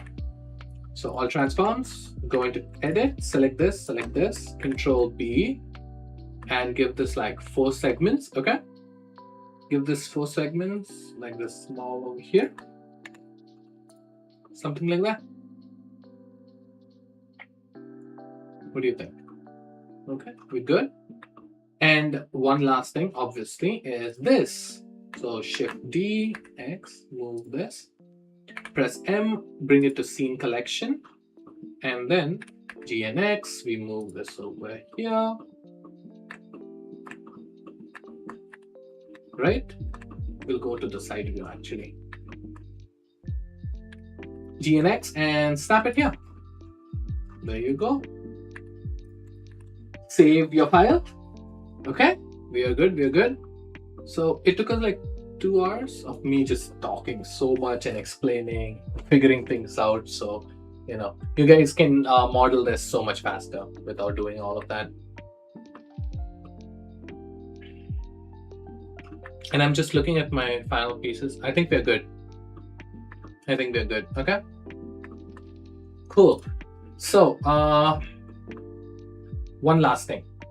What I want to do is let's just combine these. So select all this, Shift and Control J. That's our first object.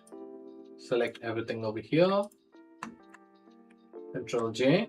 That's our second object, guys. And go here, select this, Control. Oh, we can just go to you know what? Let me just see if everything is smooth, everything looks good. Yeah, this looks good. Okay, so then we just come here, select all this, press Q, add modifiers, apply, and there you go, everything is applied, right? So select this again, Control J, and Control J to join. That's it. Part 1 has 1, part 2 has 2. Okay, select this, select this, and this. Press M, bring them all to scene collection. You can go ahead and delete these two. Select this, F2 is to rename. So we're gonna call this part 1. Okay, guys. Select this, F2, part 2. Select this, and then F2, part.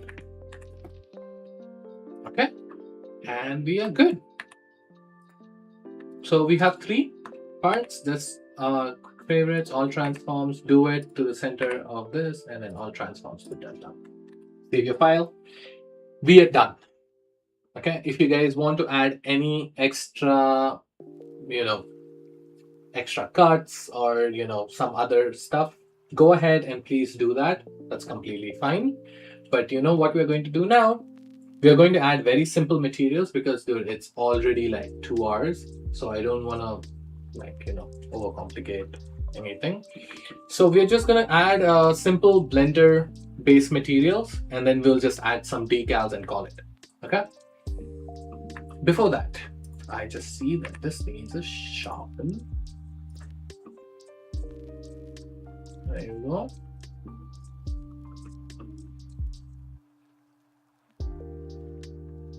Wait, why is this clean, but this side a little weird? Oh, because it's not bevel? What the heck? 1 second. If I select this and insert it and give this supporting edge loop, does look better? Yeah, that's okay. Okay, this is not low. Fine, that's fine. Let's leave that. Let's not disturb that anymore. Okay, cool, guys.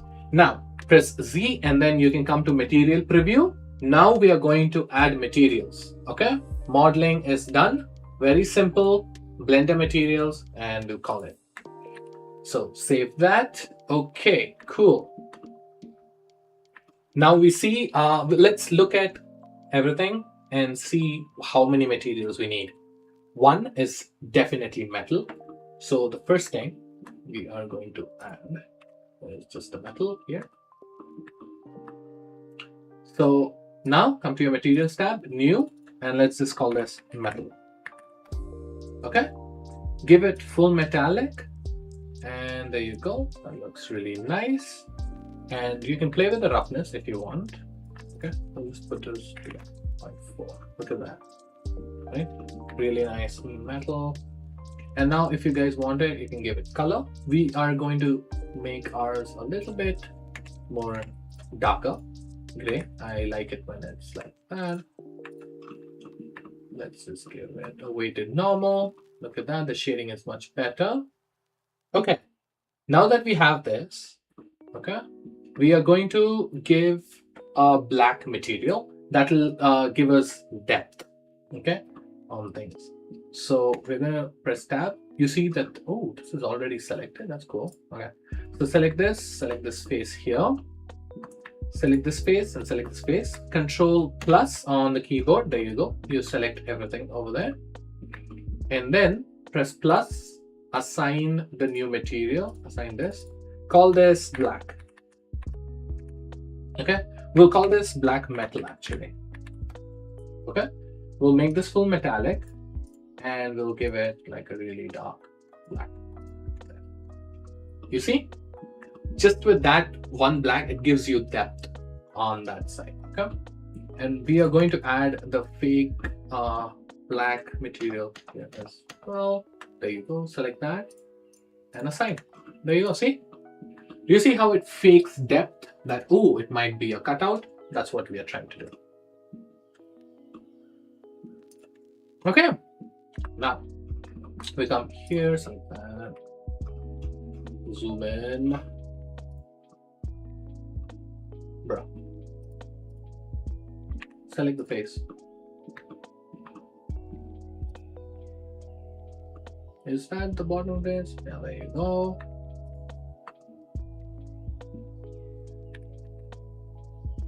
Oh no.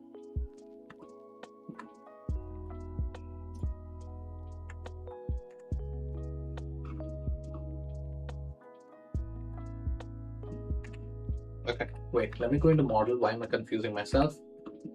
I just need to select this face here and this face here, and then press Ctrl plus plus plus on your tab to make it, select all the surrounding faces. Go into black metal and say assign. There you go. See? Now your rivets look really good. Okay, cool. Once that's done, we see that there is the magnets. Okay, so we'll just say plus, add a new. We'll call this magnets. Okay, this is going to be like 0.5, maybe not too much metal, and the roughness can be like 0.5. Okay, and we'll give this like a little shade of gray. Press go into tab, press 3. So when you select this object here, if you guys press Ctrl L, it will select that full linked mesh. Okay, then just select your magnet, say assign. There you go. See, look at that. So for now, just assign materials, guys. We'll think about it later. Okay, just assign materials. So over here, you can see that this is shiny. So let's just add one more new material. Call this shiny, just like that. Okay, and this one will be metallic, but yeah, that's like really shiny. So we're just gonna make like 5.5 here, and yeah, that's good. So press this, and if you hit Ctrl L, see how it selects the whole thing. Select the shiny, assign it. Look at that. Look at that shininess. Okay. And we're going to take this, select this, add the black metal to it. Yeah, that looks good. Select these though. Okay, and then add shiny to it. There you go. Right? Or maybe let's just add them to metal. Look at that. Right? So remember, guys, we'll just add materials now, but when we render it, then we'll just change the colors. Okay, and it should be fine. It should be pretty fine. Okay, now let's add a new. Call this knob. Okay, but then we'll call it black. Okay, because it's this thing. We won't put a metal to this, but it will have like a roughness of 0.6 maybe. Select this, Ctrl L, knob black, and then assign it. Look at that. Base color can be a little dark, however you like. There you go. Okay, I believe this metal is literally the same as this, dude. Isn't it? I think it is. So we'll just keep it. If we want to change it, we'll change it later. Okay. And okay, cool. So let's continue. Metal. We'll select this, add the metal. There you go. That's going to apply it to everything. Okay. But now that we have this, select this, Ctrl L. Remember, now you just need to press plus, select your metal material, and then say magnets, assign. Done. It's as simple as that, because you already created this, right? So what was this? This was the shiny. Okay. So select this, Ctrl L, plus shiny, assign. Okay. Select this, Ctrl plus, add black metal, assign. metal assign. There you go. Now both are same. Okay. So we have this done. Now what we can do is press tab, select these faces here. Don't forget to select that small notch, and then Control L. That will select the whole thing. Okay. We need a new material here. So assign this. Let's call it key. Okay. And there you go. So it looks like plastic, I think. So maybe roughness like 0.44. Why not? Okay. The keys can be a little more gray. There you go. And if you guys press plus again, okay, add the key. You see what I did? I just added the key material, but if I select this key and click this button here, that is now a separate material, right? So it just creates like the same thing, but separately. Now you can assign this without altering the other one.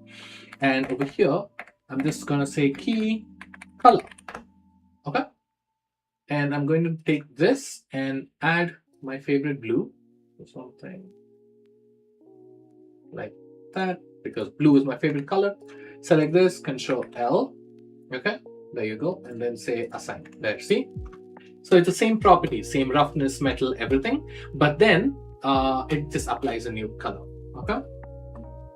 Awesome. So we are going to continue. Oh, this is going to be fun. How are we going to do this? Let's see. So this looks like it's frosted glass. If we make a new material and say glass, just like that, okay? The roughness, if you make it full, really rough, it's going to be very see-through, okay? So we don't want that. You see how the thumbnail is already looking like it's frosted? You know what? We're going to put 0.3. See, it takes time for the thumbnail to load. Look at that. See, it's more shiny now. Okay. So we're going tab, Control L, select this material, assign it. Just like that. Let it just be frosted glass. Okay. Save your work. Once this is done, we can move to the final one. But before that, this and this, Control L, I'm going to add the frosted glass material here. Call it glass. Okay. You see how we have the glass now? If you take this, press, oh, sorry, my bad. My bad. Oh, wait. No, you just put glass here and then duplicate it. Yeah. And then glass, we'll call this color. Okay. Now, if you hit tab, select this, Control L, and then select glass color, assign this. There you go. And for this glass color, you can give it any color you want. And I'm going to give it like an orange. Ta-da! Right? And let's just give it away to normal. That should clean it up. Cool. Save your work again. And now we can move to the final piece. Okay. Select the whole piece. Just rinse and repeat, guys. You have all your materials applied here. Okay. So press tab, select these two, Control L, plus, and then we're going to add magnets. There you go. Right. So we're going to add magnet material to that. And over here, Control L, this is going to be a shiny material. Very shiny. Assign that, select this, Control L, so just plus black metal, assign, and then you guys remember, all this, go back to metal, assign, and you're done, okay? This is done. And this one can also make it normal. And before that, select these faces. Remember guys, we have to add black metal to this over here. Press Control plus, there you go, black metal, assign. Perfect, looks good. Oh, and one more thing I realized, dude, we should do this. Select, come to this corner here, select these faces, Control plus and plus. Dude, this, if you add black metal, look at that. Look at that. Fake depth, but you have that black strip going all along, which looks really good. Okay. And then we come here because we forgot over here. And we do the same thing. Oh my goodness. Select this over here. And then what the heck? Okay. Why does this have so many loops? Okay, assign. There you go. Okay. And do you think we should do it for this full platform? Oh, that would be nice, right? You know what? Let's do it. Press Control plus, black metal, assign. Look at that. See? You can see the depth through the keys, right? It's like dark, so it feels like, oh, okay, there is a cutout or something like that. There.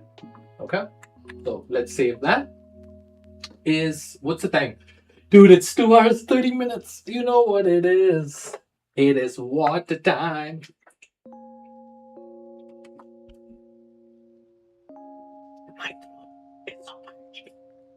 Jesus. Dude, I do not.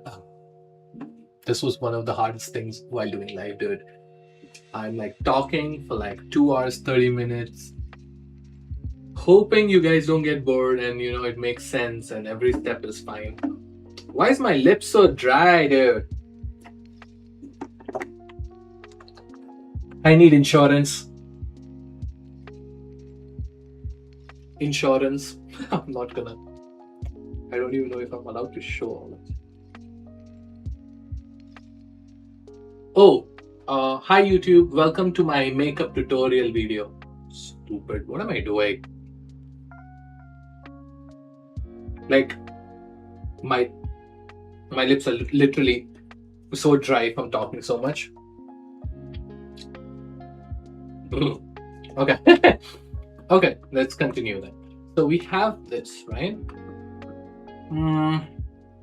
Dude, this knob is definitely the key material. I'm gonna key assign that, right? That's gonna be the key material. And then all these are good. All these are good. Okay. But this one.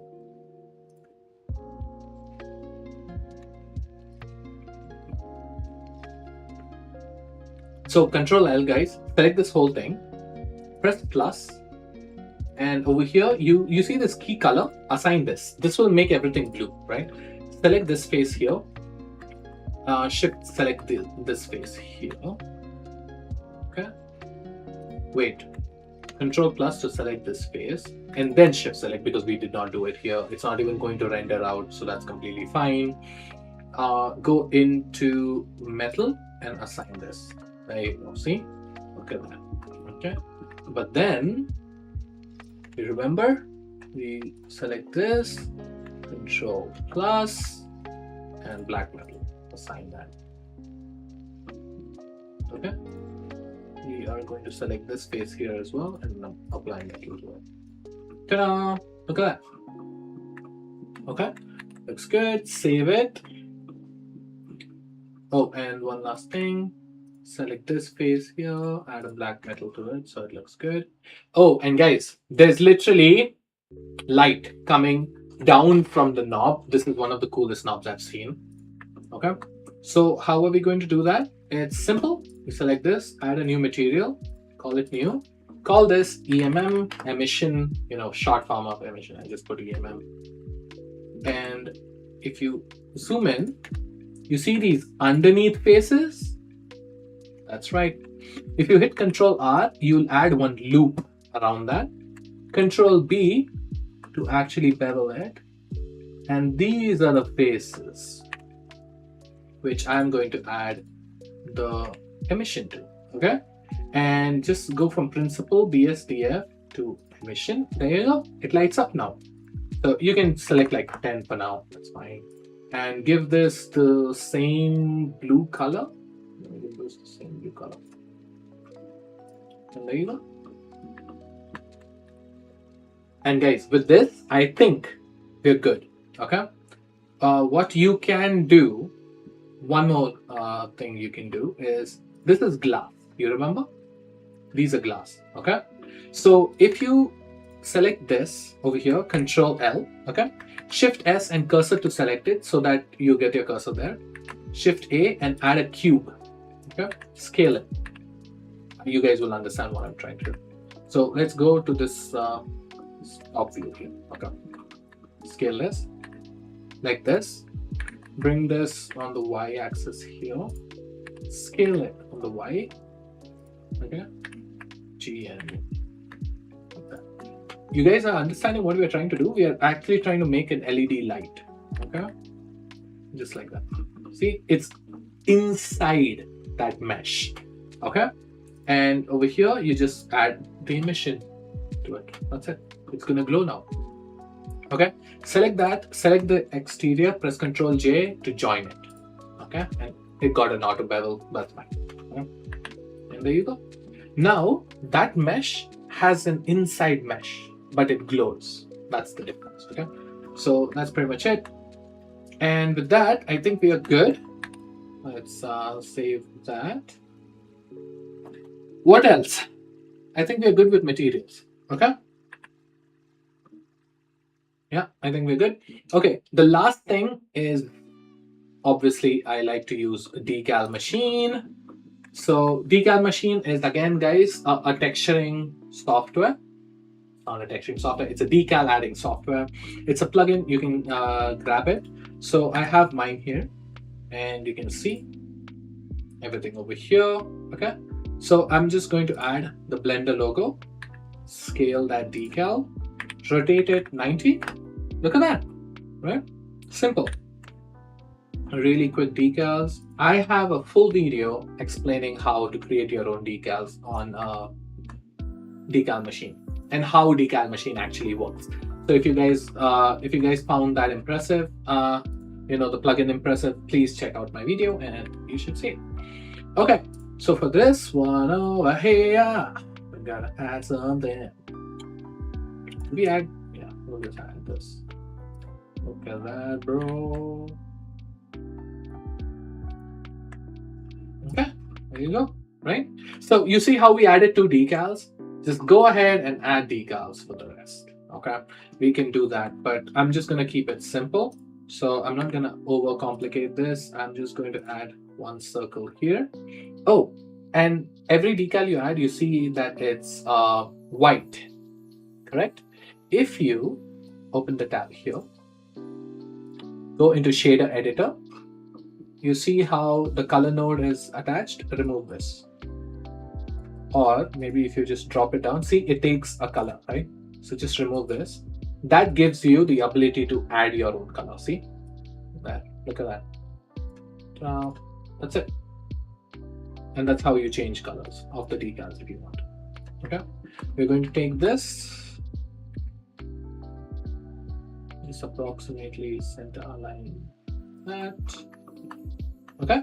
Shift D, X over here. If you want perfect alignment, you need to break that cube off, center pivot, and then align it. Okay. I'm just doing it roughly because it's already 2 hours 37 minutes, and you guys have been with me for so long. Thank you so much for someone who's still here.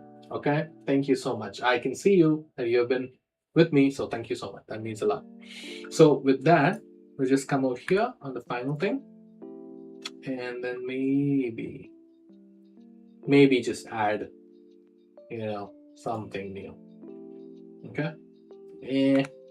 I don't like that. Maybe something like this. Okay. And add this to center. There you go. Okay. One thing what I can do is take key color. You see this? Copy this color, guys. Okay. Select this. Rip a panel off. Shader editor. Remove the color. Select this. Add this color.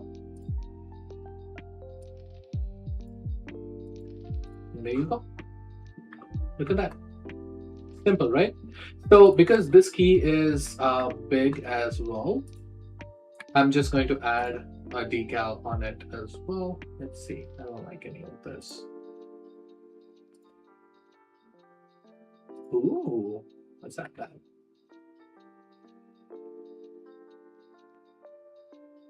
Dude, we are adding all fancy ass decals, dude. And I don't know why I keep closing this. Okay. This will be the last one. So let's just add this. Add the color. Okay. And you can merge your panel. Look at that.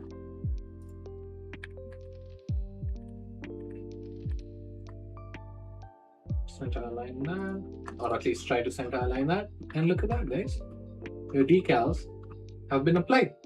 Right? Looks good. Very simple. Simple decals. The knobs. Guys, the knobs here. These ones can again use, obviously, this one here. I'm just going to scale this though. I'm going to apply one over here. Shift D, control this, put one over here. You see? It looks like those knobs are, you'll have like a direction of the knob, at least. So that's the main goal. Select this. Oh, my bad. Just press plus and then scale this. This one is going to have like a bigger one. Right, there you go. Right? Awesome. So that's done. That's completed. If you guys want, you can add something, to this over here. I'm just going to add one last detail. And that'll look really nice. Where is it? Where's my, there you go. Ta-da! So you can add your own sign, decal, anything you like, because it's your work, right? So we are going to split this shader editor. We are doing this for the last time, dude, I swear to God. Okay, and there you go. Okay, awesome. So we are going to do that, and there you go. You have the name, you have everything. Shift C, just bringing back everything to the center. And guys, we are done. Save this, and we are so done, dude. Okay, now the final part, lighting. So you can move these now. You can see that you can move these. That's completely fine. That's good. That's what we want. Okay, how are we going to do this? So first thing, it's going to be really simple. Let's not overcomplicate this. Take this, move this up, okay? But then this is rotated like this. Okay, maybe 30. Okay, it's going the opposite way. Minus 40. There you go. Okay, take this, rotate it 40. Understood?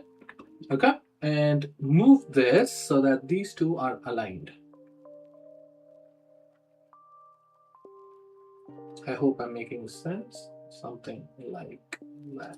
And by aligned, I mean this space here, guys. Just try to align that. So this is 40 here, and this is minus 40 here, I believe. Yeah, see, it's 40 here, and this is minus 40 here. Okay, take this and turn this, and this one needs to be minus 40 as well.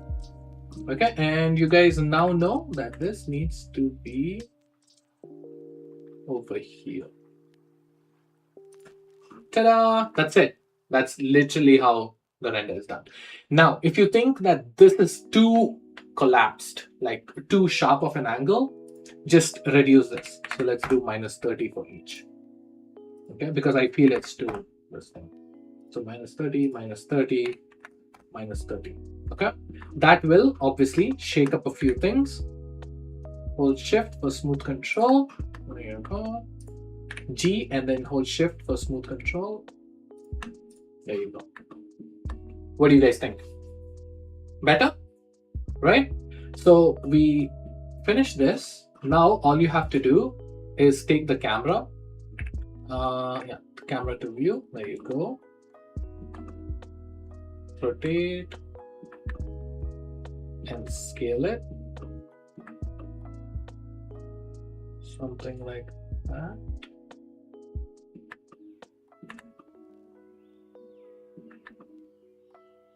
What do you guys think?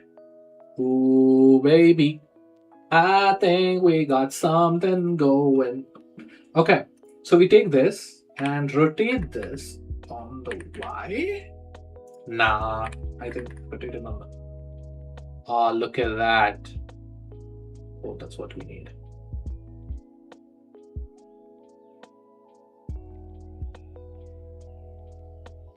I think. There you go. Right? Hey, Canadian.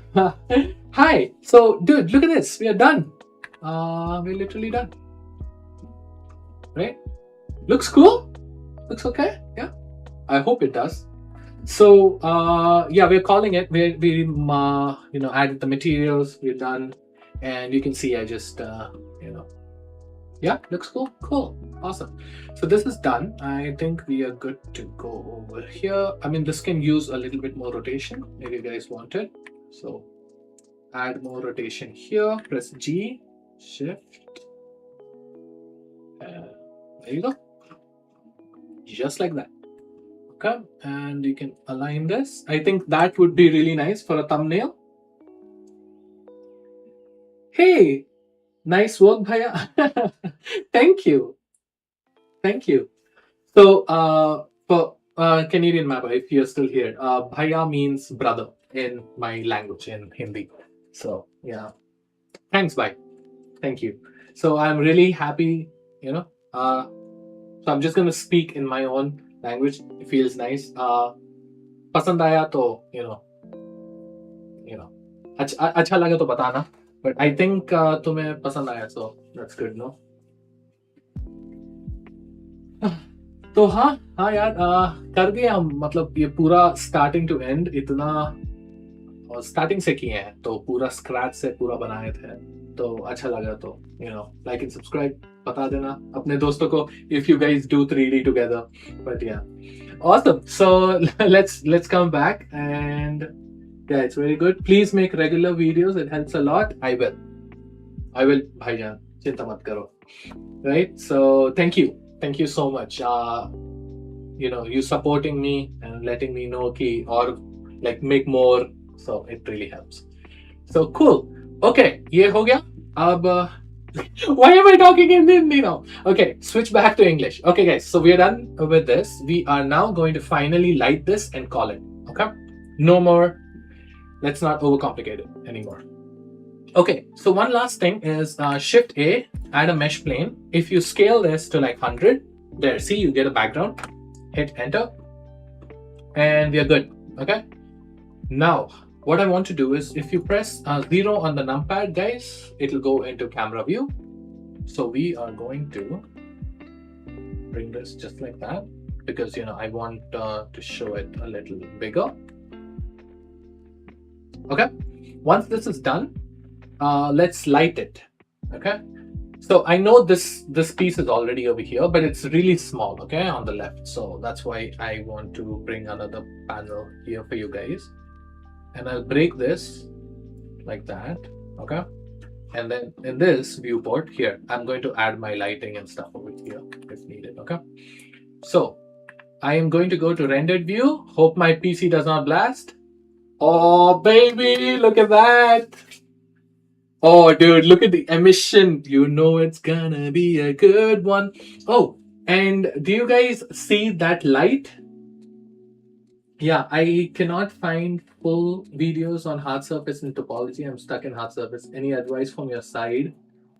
So this is mainly what I teach. I love hard surface modeling. So my videos are always going to be about hard surface modeling. But so we'll continue this. But these are just product showcase this thing, right? So for example, this reference I am taking, it might not have good topology because you can't see it. Literally, like the piece we are making right now, you don't see the topology. The topology is not needed, right? So because the topology is not supposed to be good for this piece, because it's just for render purposes. If you're using it in a game, if you're animating it, then You just need to have beautiful topology. And what I was thinking is these tutorials, let it be the way it is, but I will make new ones where we will follow a little bit of topology as well, right? So we obviously, if my videos help you, watch my videos, but other than that, you will have to just learn it the way it is, brother. You will have to take a few items, you will have to, model them, model your phone, try to understand how topology works, look at more tutorials, right? Oh, one practice which I did was, for example, this, right? So if you take a piece of paper, take a pencil, draw this shape on the paper, okay? Draw it in 3D, just keep it on the side, draw this object in 3D. Then on the paper itself, start drawing how you would think the topology would flow. I hope I'm making sense, right? Because that will force you to show how you think how topology is, right? I don't know if I'm making sense. So everyone thinks of topology the other way. If you have this object, right, and you draw it and you start making lines on the paper itself, you will get to know, okay? So I hope that helps. I practiced topology like that, and it kind of helps sometimes. But okay, let's get back over here. So I do not like this camera view. I think this one looks much better. There you go. Okay.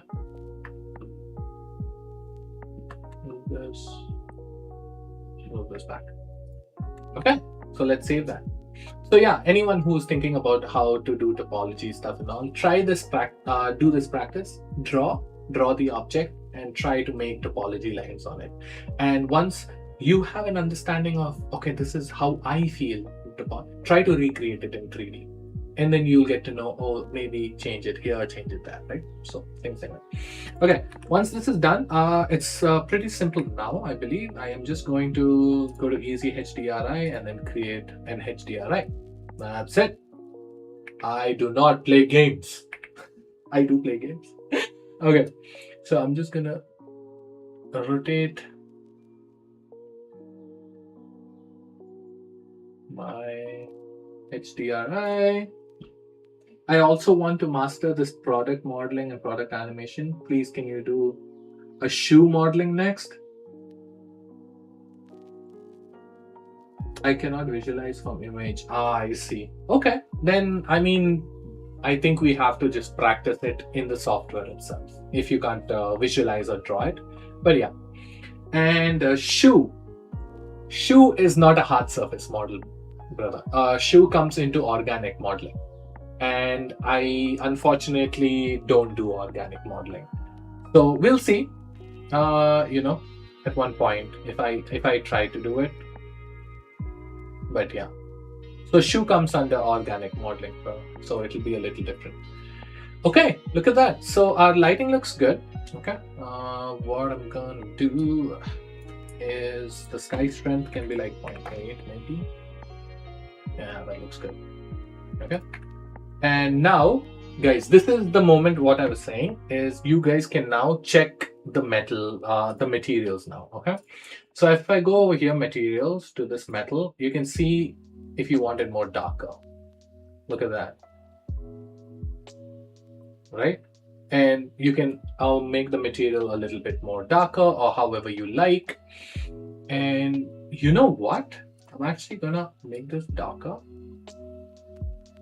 Okay, but then I feel like if I take this metal, wait, add a plus, add a metal to it, but then make it metal 1, and then call this metal light maybe. Okay, so now what I want to do is tab, select this face, Control L to select that. I'm going to add metal light and assign this. Product modeling, yeah, 100%. So every video I do hard surface and stuff, you can follow me and try to learn here. If you want to learn like shoe modeling and a little bit of organic, maybe some other, tutorials which help you model a shoe, and that'll help. So I don't want to teach you the wrong way. So, because you know what? Shoes are one of those objects which need to be modeled a very specific way. Literally, a shoe is one of the very different models, right? So you need to model it in a specific way, or else it's not gonna turn out well. Okay? So that's why. And what is happening to this shit here? Yeah, that's much better. Okay. So, just coming back to this, I'll just take this metal light and maybe turn it. Look at that, guys. Just a little bit of difference. Okay, it's 2 shades of metal now, which I think looks fantastic. I can take this, Control L, and do a plus, add metal light, and assign it.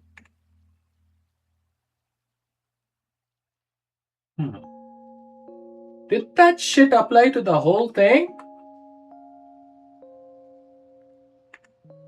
Oh.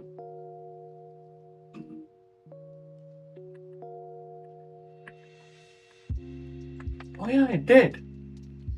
Interesting. Wait, go to metal light, add a new color. No, it's not. Oh my god. Saurabh, you're flipping, dude. Okay. Yeah. Okay, we'll take this metal. And wasn't it dark? There you go. Okay, and select this. Control L. Add a plus, add metal light, and assign. There you go. Okay, so let's keep one knob light, one knob dark. That's gonna be weird, but it looks good. I really like how it's coming out. Okay. My brother owns a startup. He makes footwear for kids, and I want to make the product ads for him. Oh, dude. You know what? Why don't you do this? Instead of literally learning, everything and learning organic and learning how to make shoes, there is an app. There is a 3D scanning app on your phone. I forgot. It ties to Unreal. Okay.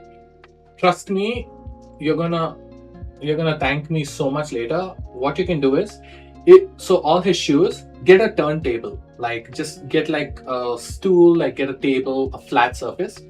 Put lights so that it's really nice lit. Okay. Put the shoe model in the middle. Take your phone and 3D scan it. Trust me, 3D scan it.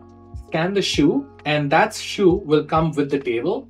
You can take that, and it applies the textures as well. Okay, so you'll get your shoe model, take it into your 3D software, and then retopologize it, or fix this thing, or just remove the table. And if you think the model looks good already, that's good.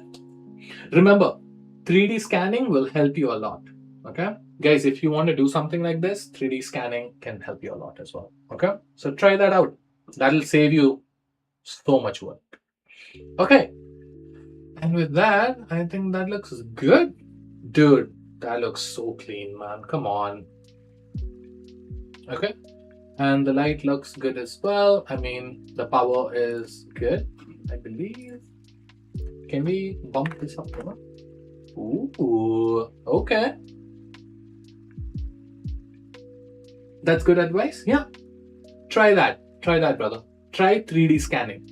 There's literally an app for that. Okay, go to Google, try to search it, scan those shoes. You can instantly get shoe models with textures and then use that. I think that would be smarter to do it. There's so much technology going out right now. Just imagine if you have to sit and model every single shoe. That's gonna be crazy. You will go mad. Okay, do it the smart way. Just try to learn 3D scanning and do it that way. Okay, with that, I think this looks good. Dude, this is so good. I'm just gonna take black metal. It's too dark. I'm just gonna lighten it a little bit. Okay. And with that, what do you guys think? Did we nail this? Yeah. Okay. You know what? I think I call it. I think this looks good. Okay. And oh, the magnets can be a little darker.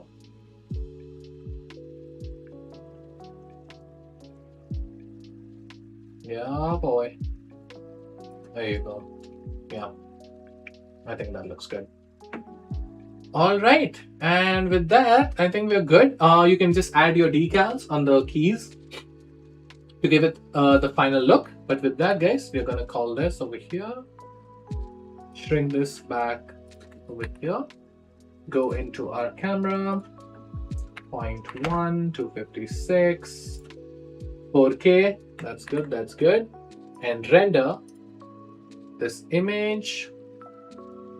I'm just gonna switch this off, and there you go. It's rendering.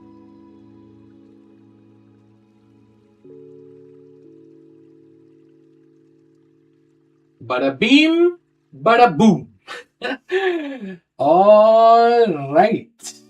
And with that, we are done. I'm just going to switch this off. Oh, my bad. Switch this off. Yeah, there you go. All right, guys. And yeah, we are done. Look at that. We have our piece. We started with a reference. We modeled, we textured, everything. And this is going to be the thumbnail. Okay. So at least people people will know what to expect from this. And with that, this is all it is. We are done. I see 3 people joining in, 2 people joining in, and guys, we just finished everything. This was the reference, and that's the beautiful, output we have. But there you have it.